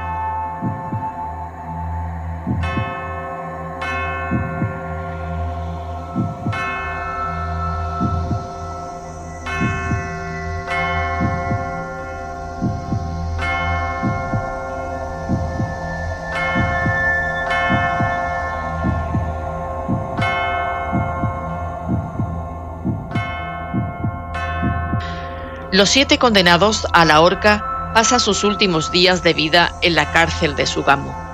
Aparentemente todos están tranquilos, resignados a su suerte.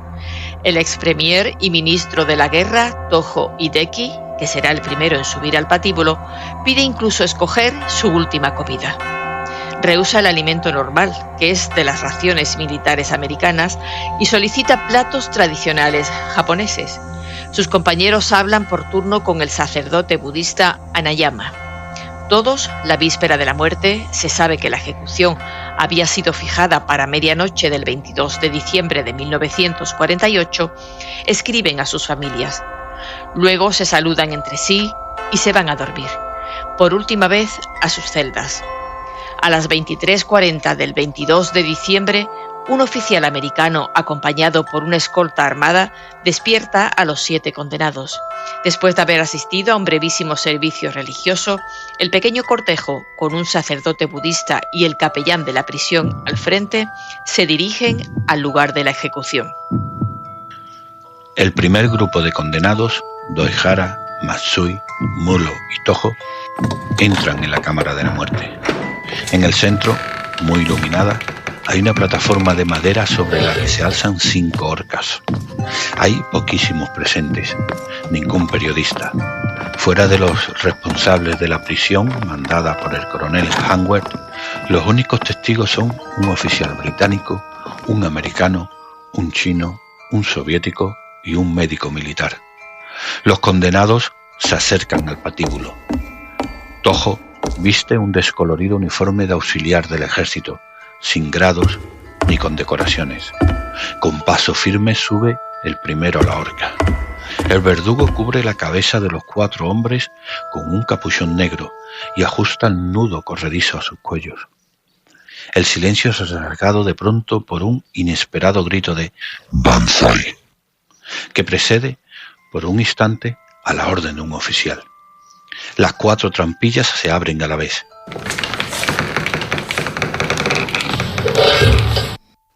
También las otras 3 ejecuciones se realizan rápidamente. 35 minutos después de medianoche, el médico ha completado su trabajo. No hay dudas sobre la muerte de los 7 hombres.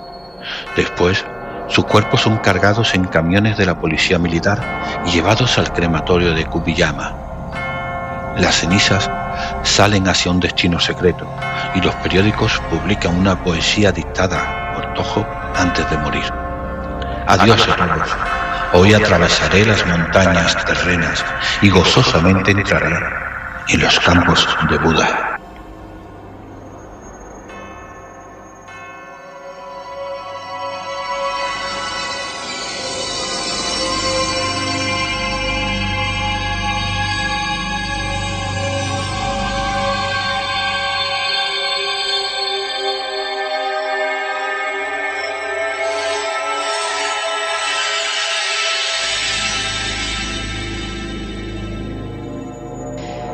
No acaba aquí el tema de la Segunda Guerra Mundial.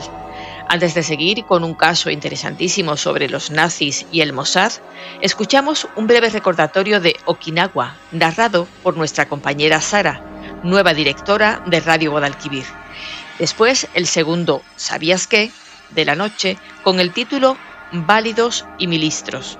Y ya por fin, a continuación, dentro del espacio Recomponiendo la Historia, nos trasladaremos mediante un aviador letón, Herbert Kukurs, al bando alemán. Herbert Kukurs, el nazi que vivió 20 años en Brasil y fue ejecutado en Uruguay por agentes del Mossad. Hablamos al final del programa. Hasta ahora.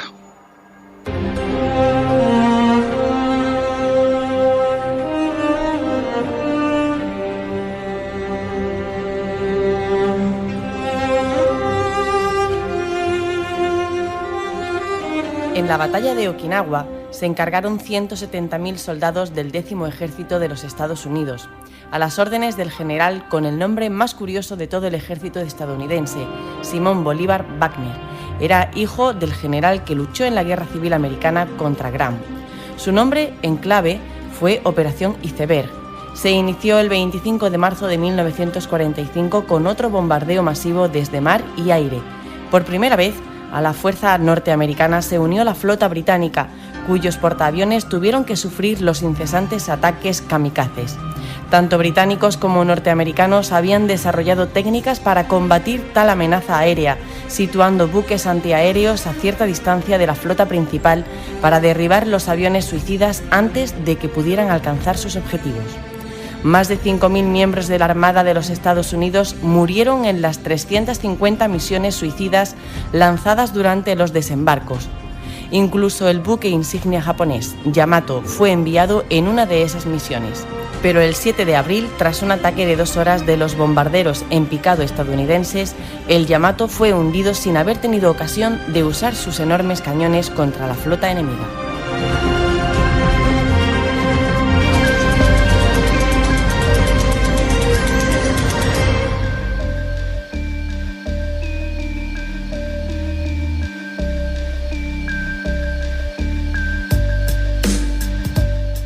¿Sabías que el válido es un personaje que goza de la confianza del soberano, quien delega en él muchas funciones de gobierno, pero sin sancionar formalmente tal delegación?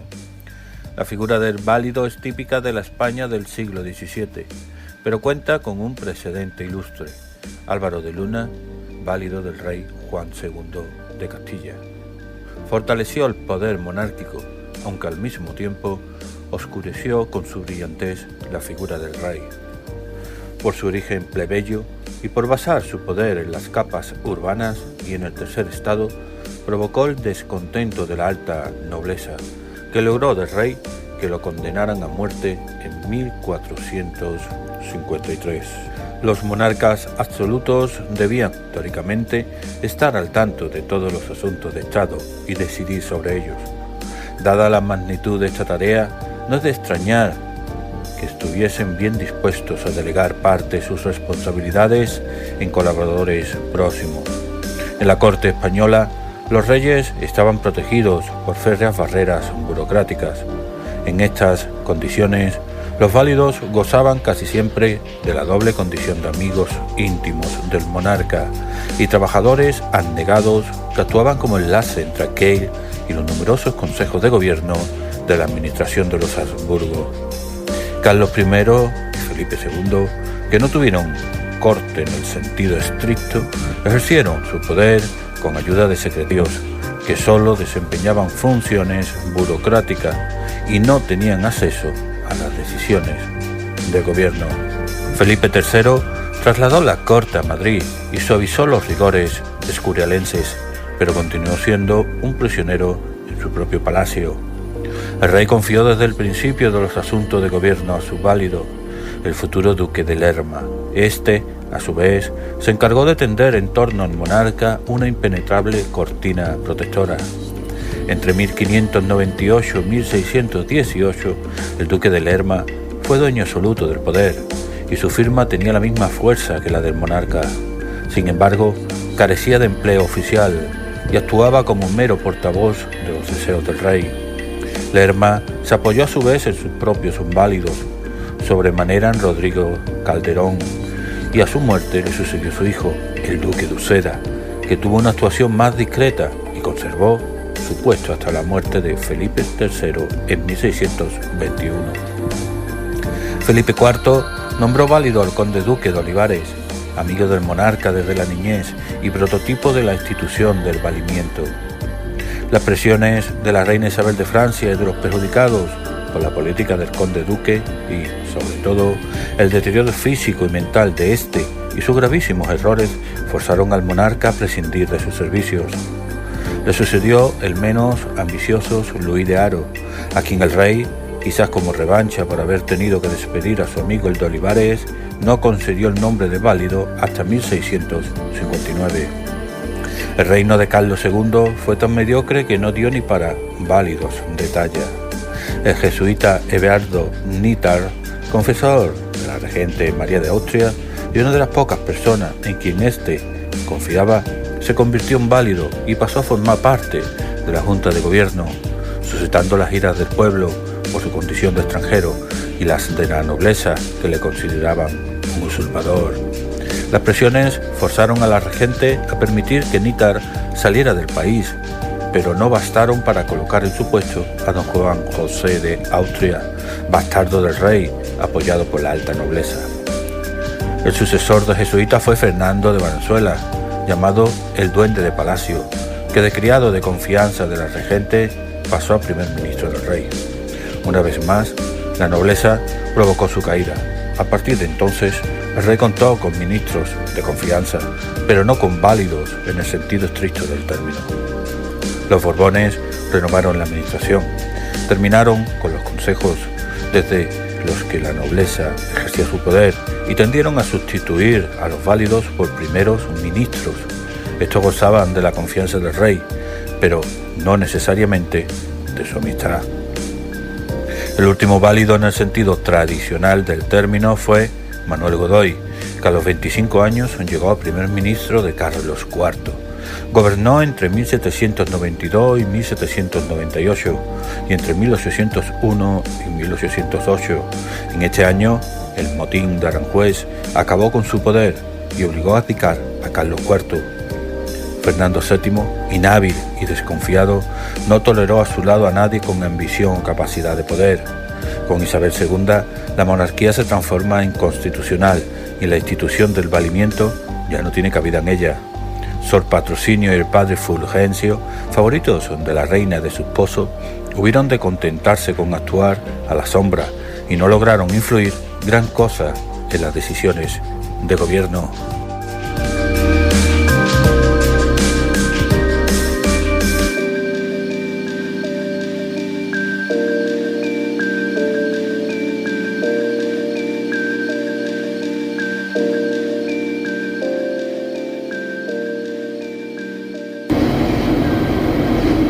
He estado teniendo ideas extrañas. Últimamente pienso en fantasmas. No son tus pecados los que te retienen en el purgatorio o vagando por el limbo. Son los crímenes de ese Dante. De algún modo son peores que los muertos. Los fantasmas cargan con tus pecados.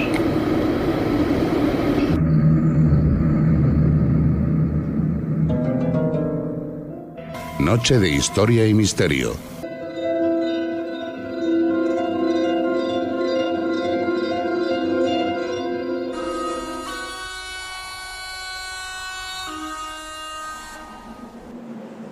En Noche de historia y misterio, recomponiendo la historia.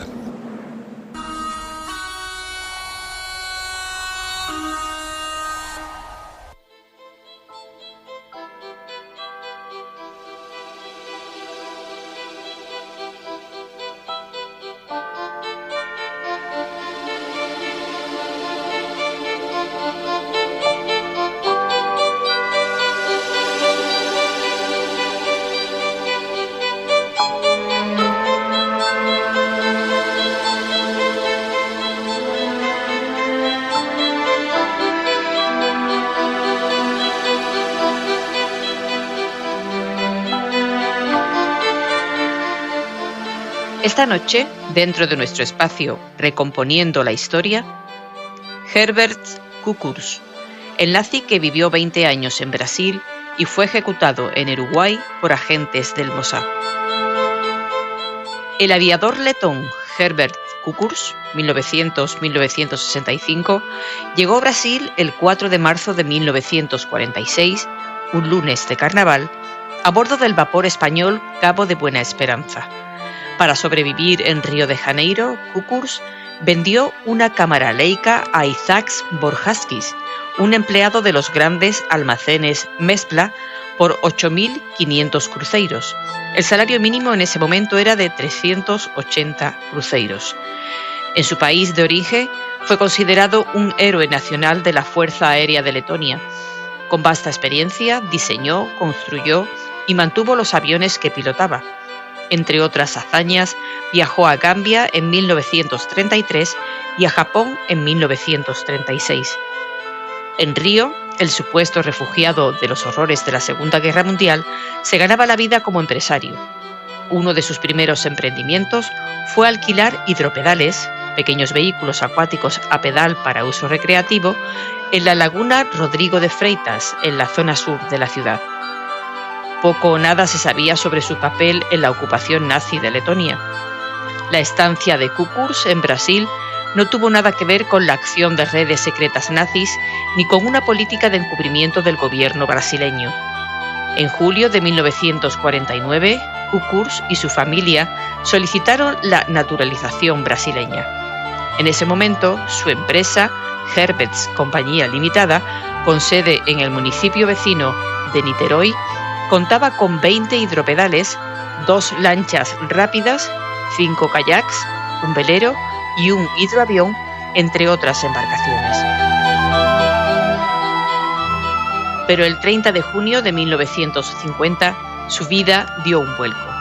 La Federación de Sociedades Israelíes en Río de Janeiro, con base en los testimonios de 5 sobrevivientes del Holocausto, convocó una conferencia de prensa para acusar al inmigrante letón de ser un criminal de guerra. Kukurs fue responsabilizado del asesinato a sangre fría de unos 30.000 judíos durante la ocupación nazi de Letonia. También fue acusado de haber expropiado inmuebles, profanado cementerios y quemado sinagogas. Entre 1940 y 1945, Letonia fue ocupada en 2 ocasiones. La primera vez, en junio de 1940, por la extinta Unión Soviética, y la segunda, en julio de 1941, por Alemania. Durante la ocupación nazi, Kukurs formó parte del Comando Arais, el principal grupo colaboracionista de Letonia. Letonia se independizó en 1918, pero su libertad duró poco. En 1940 la invadieron los soviéticos y un año después los nazis. Cuenta la periodista y escritora Eliette Weitzman, directora del Museo Judío de Río de Janeiro y autora de la novela histórica El cisne y el aviador, Rocco, libremente inspirada en la biografía de Herbert Kukurs. Entre 1941 y 1945, la comunidad de 80.000 judíos letones casi se extinguió. Miles de judíos alemanes y austriacos transportados a Letonia en trenes también fueron ejecutados, generalmente mediante fusilamientos masivos. Sus cuerpos fueron arrojados a fosas comunes. Con motivo de las denuncias de la Federación de Sociedades Israelitas de Río de Janeiro, Kukurs admitió que colaboró con la ocupación nazi, pero negó las acusaciones. Esto no sirvió de nada. El escándalo llegó pronto a las páginas de los periódicos. Famoso asesino, publicó el diario Folha do Rio en la edición del 30 de junio de 1950. Indeseable, tituló la Tribuna da Imprensa del 13 de julio de 1950. Para el diario Tribuna da Imprensa, Kukurs se convirtió en el nazi de los hidropedales. Indignada, la población de la entonces capital federal del país pidió la expulsión inmediata de Herbert Kukurs del país. La Federación de Sociedades Israelíes en Río de Janeiro distribuyó copias mecanografiadas de los testimonios de 4 supervivientes: David Friskin, Max Tukacier, Abraham Shapiro y Rafael Schupp. Bajo juramento, los testigos relataron episodios desgarradores que ellos mismos presenciaron o sufrieron llevados a cabo por Kukurs. Fishkin describió al letón como un criminal de guerra que el 30 de noviembre de 1941 disparó a 16.000 judíos, hombres, mujeres y niños, en el bosque de Vikernieku. Cuando un niño comenzó a llorar, lo separó de su madre y le disparó ahí mismo, dijo. Según los relatos de los supervivientes, a Kukurs le gustaba disparar a sus víctimas en los talones mientras huían.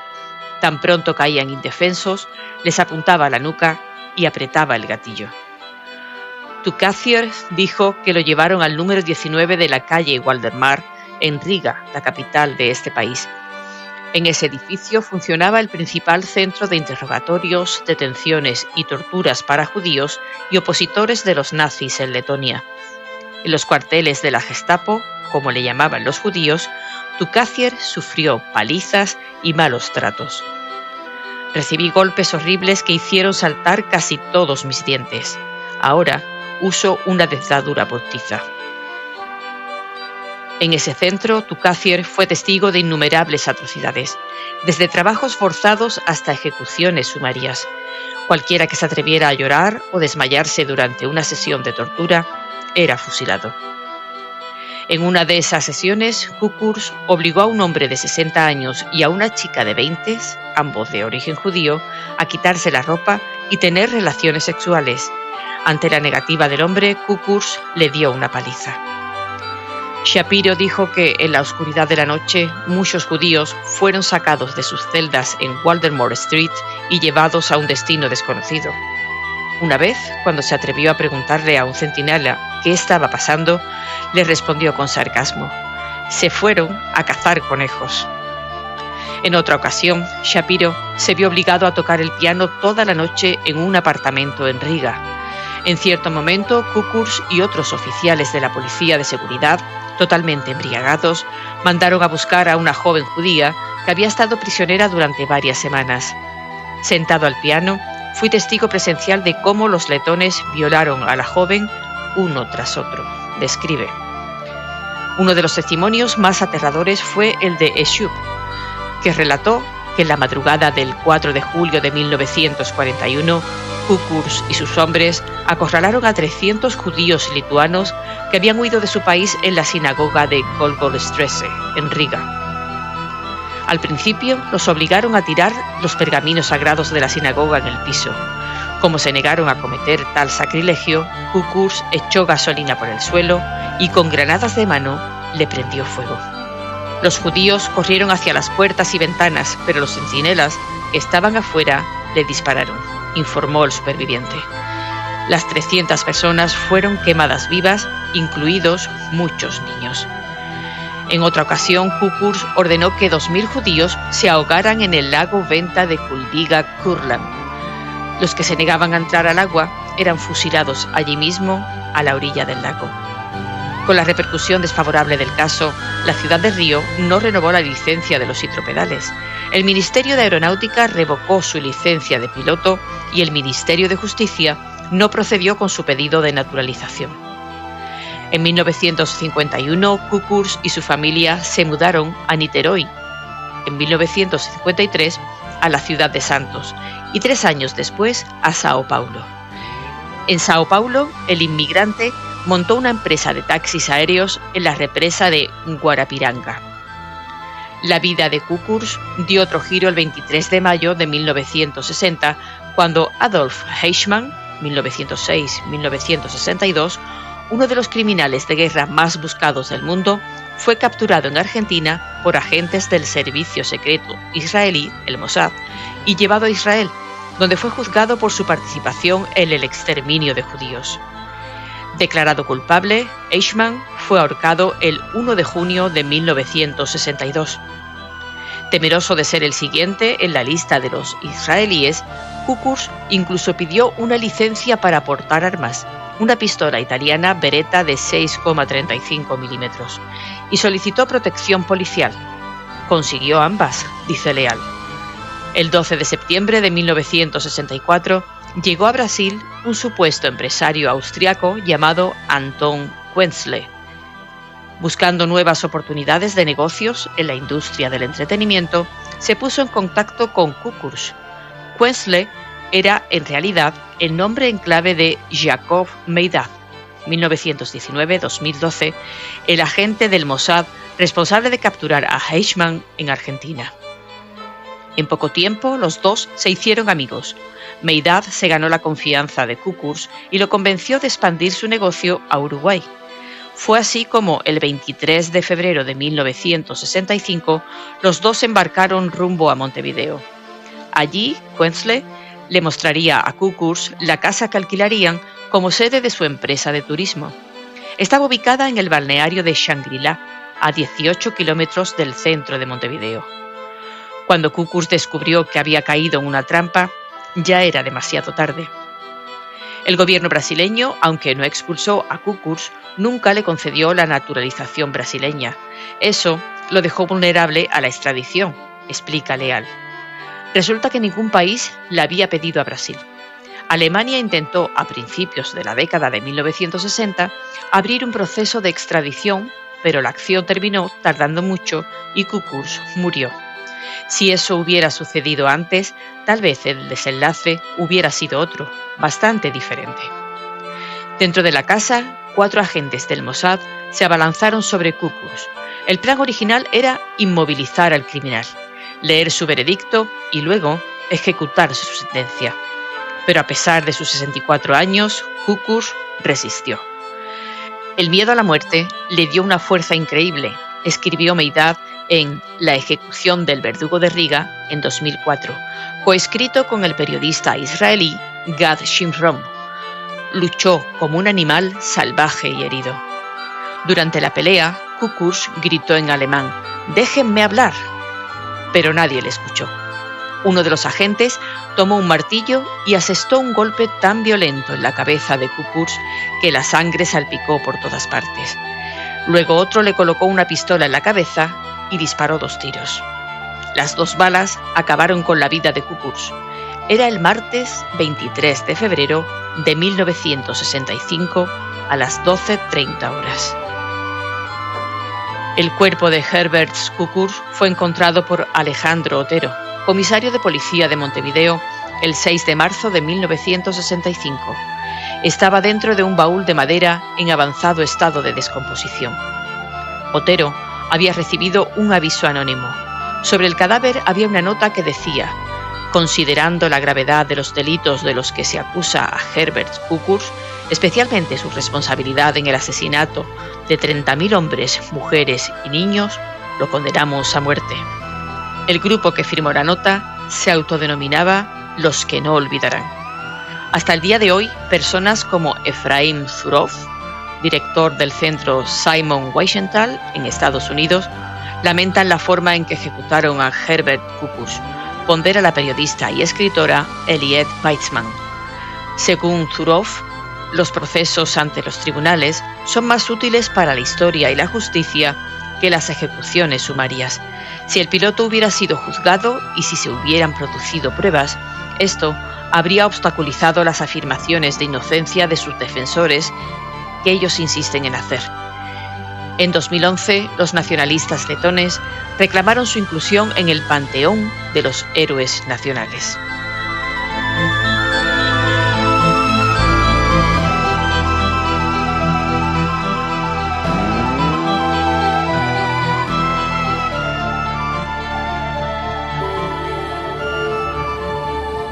Tierra y agua.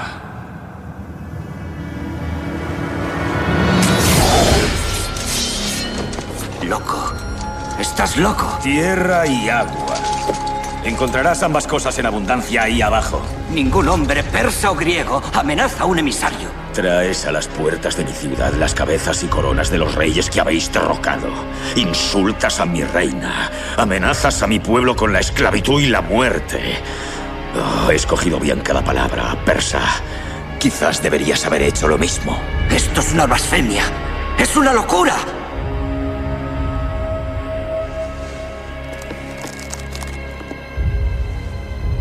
Sigue escuchando Noche de Historia y Misterio. ¿Una locura? ¡Esto es Esparta!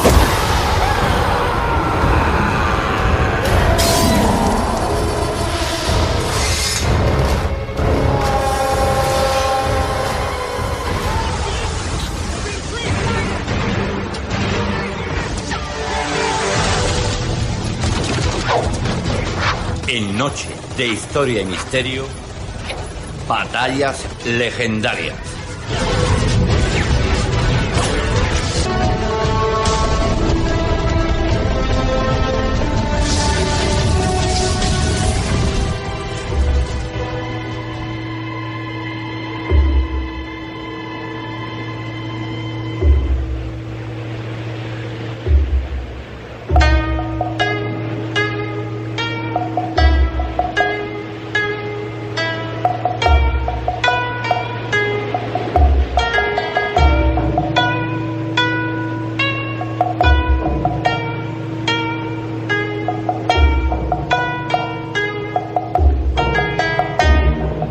El 6 de diciembre de 1941, la máquina púrpura del Departamento de Marina de los Estados Unidos capta un mensaje del gobierno japonés a su embajador en Washington, Nomura.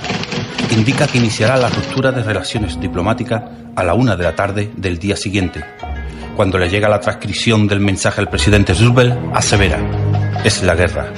El almirante Yamamoto, que había sido nombrado comandante de la flota combinada del Pacífico, presenta a finales de agosto un plan ultrasecreto, donde destaca el ataque a Pearl Harbor. Al plan se le llamó Zeta, coincidiendo con el mismo nombre de otro plan relacionado con la guerra contra Rusia. Del 2 al 13 de septiembre, la ofensiva fue ensayada en la mesa de simulación del cuartel general japonés. Para el ataque se quería contar con los mejores hombres. Por ese motivo, el capitán de fragata Mitsuo Fushida fue nombrado comandante en jefe de todos los grupos de aviación, ascendiendo al grado de coronel. Su destino sería el portaaviones Akagi, que era el buque insignia de la flota. Él y Genda estuvieron cientos de horas ensayando con sus pilotos las tácticas de bombardeo en picado y vuelo rasante. Genda quedó convencido de utilizar para el ataque también aviones torpederos y submarinos. Para conocer dónde se encontraban los barcos americanos, fue enviado a las islas un joven aviador de 33 años, Suzuki, que viajó a bordo del barco mercante Taiyo Maru.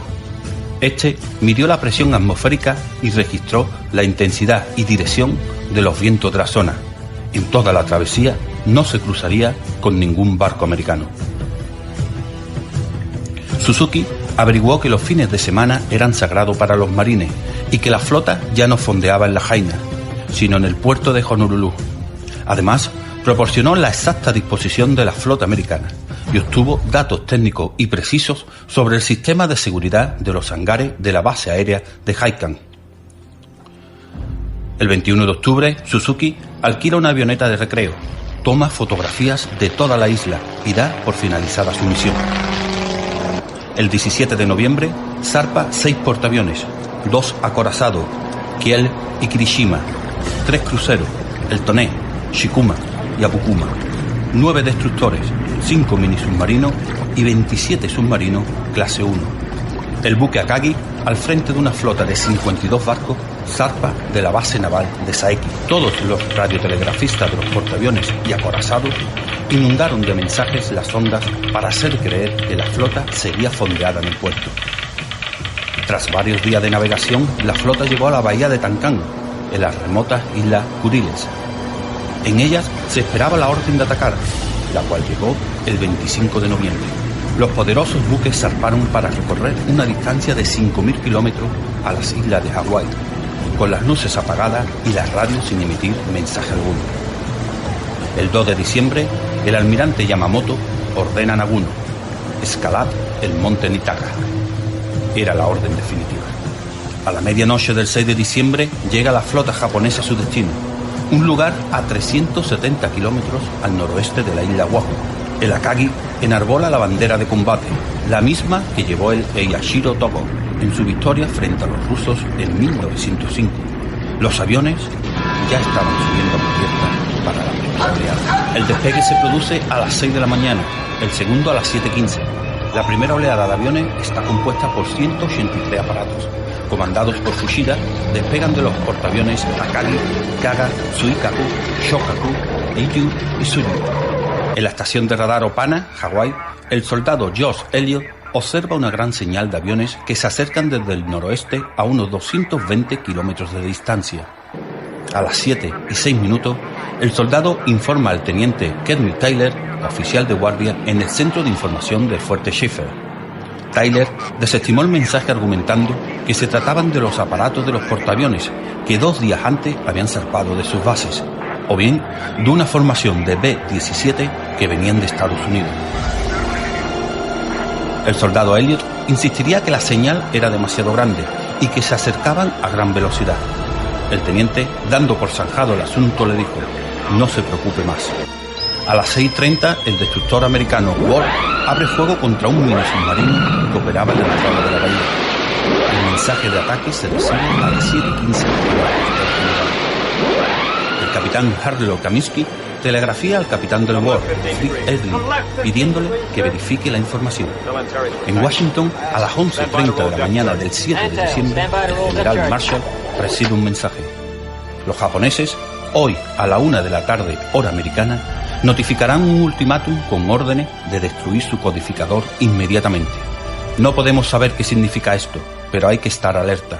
El mensaje del general llegó a Pearl Harbor cuando los aviones japoneses comenzaban el ataque. A las 7:50 aparecieron los primeros aviones en el horizonte de Hawái, pero nadie levantó la cabeza para verlos. Varios minutos después, los bombarderos lanzaban sus primeros proyectiles. El primero cae en la rampa de hidroaviones de la isla Ford. Los marineros que vieron la acción creyeron que se trataba de un entrenamiento y que alguien se llevaría un gran paquete por utilizar bombas reales en un ensayo. Fushida se dio cuenta que la sorpresa era total y ordenó el ataque según lo previsto. Los bombarderos ascenderían a 3.600 metros, los aparatos de bombardeo horizontal descendían a 1.000 metros y los torpederos dispuestos para la acción. Como cada domingo a las 8 en punto, la banda de música del acorazado Nevada comenzaba a tocar el himno americano cuando empezaron a llover las bombas.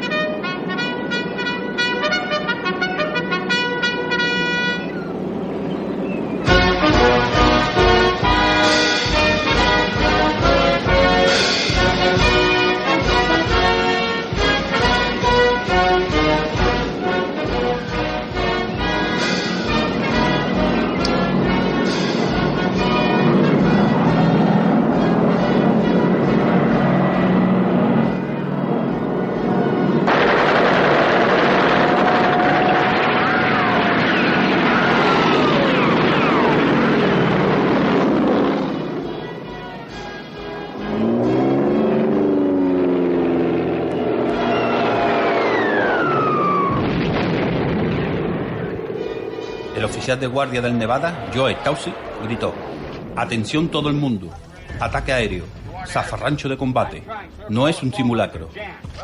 Pasadas las 8 de la mañana, con un ataque sorpresa, se atacarían los portaaviones y acorazados y las 6 bases aéreas.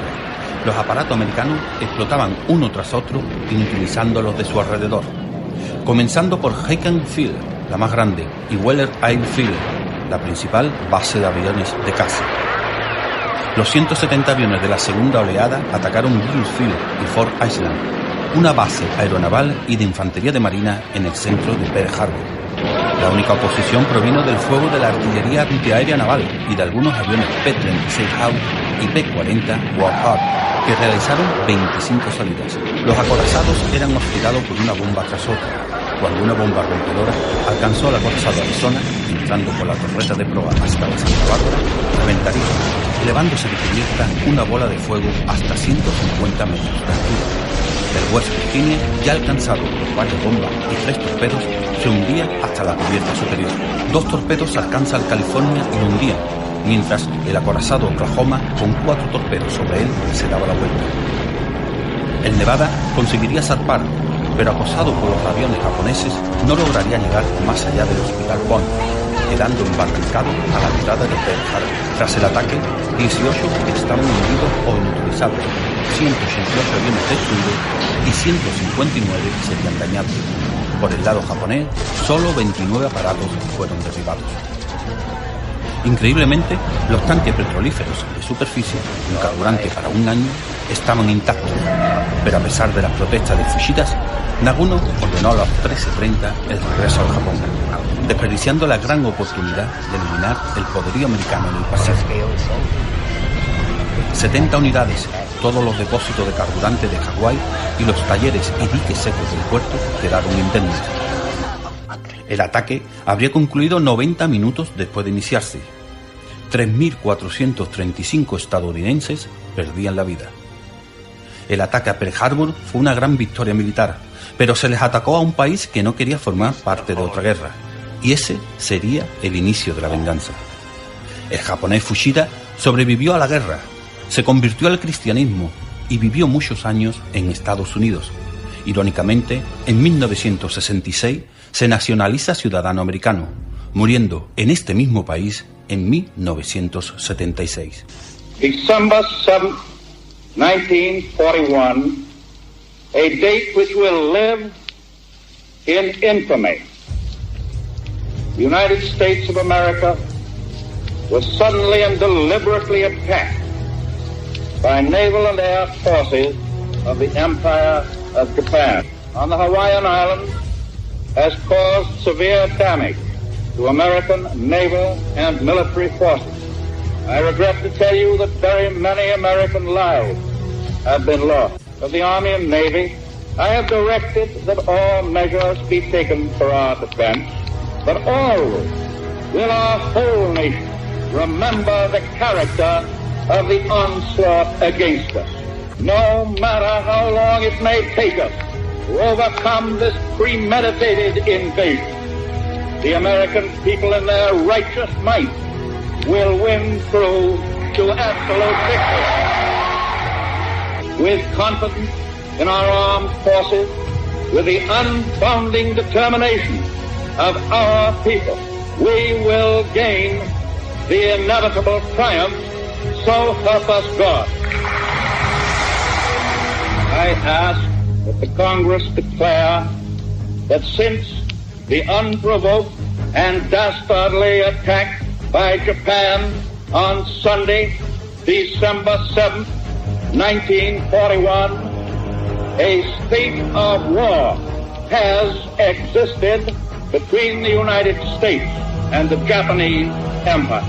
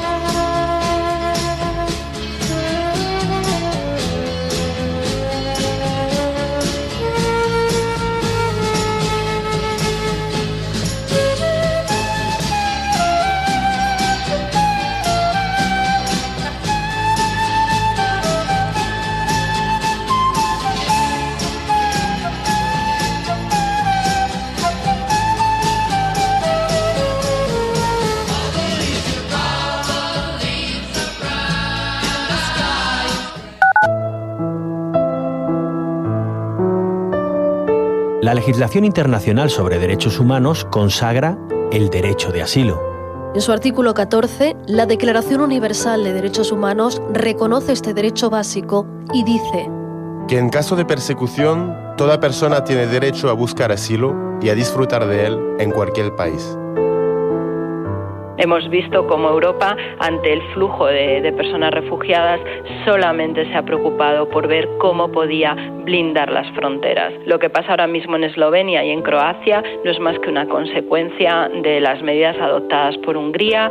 Lo de Hungría no es más que una consecuencia de las medidas que se han adoptado en Grecia o que se están adoptando en otros países de Europa, ¿no? Cerrar fronteras por un lado y la gente en su desesperación sigue buscando nuevas rutas. Es realmente dramático que Europa sea incapaz de gestionar los flujos de personas que están necesitadas de protección internacional y que pretenden acceder a un lugar seguro.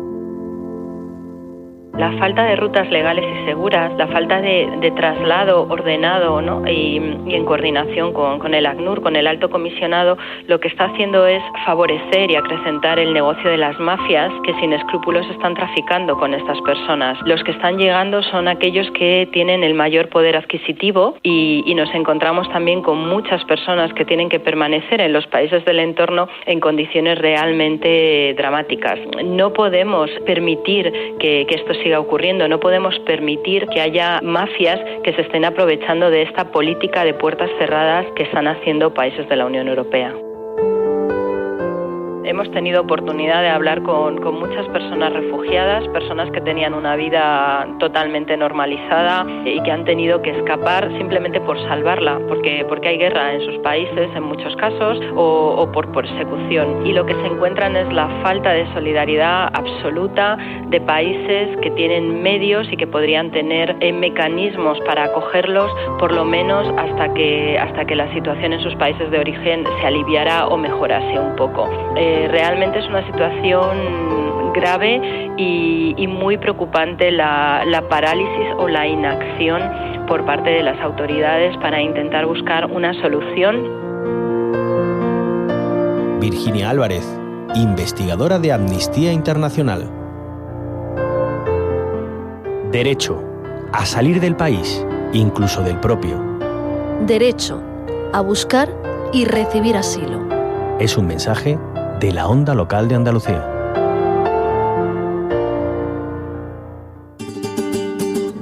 Yo soy olivo andaluz. Y aunque tengo cuna fenicia, crecí de forma espontánea. Y junto al trigo y la vid, soy dieta mediterránea. Yo soy olivo andaluz. Paisaje, cultura, tradición, forma de vida. Vertebro y cohesiono la tierra, tesoro de Andalucía. Yo soy olivo andaluz. Y sudo aceite de oliva. Soy virgen. Natural.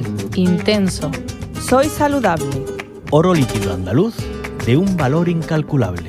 Andalucía, mar de olivos, donde el aceite marca el camino. En la Onda Local de Andalucía, señas de identidad andaluzas.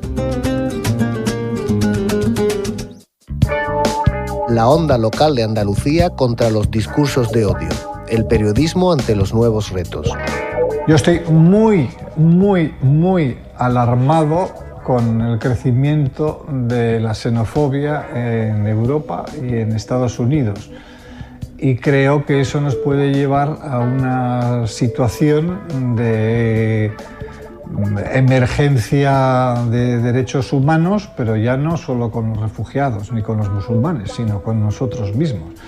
Creo que eso puede llevarnos en un breve tiempo a una clase de nuevo fascismo. Yo creo que las palabras hay que ponerlas cuando son, donde los derechos humanos, donde la información, donde la igualdad, donde todas esas cosas que supuestamente eran políticamente correctas empiezan a ser no políticamente correctas.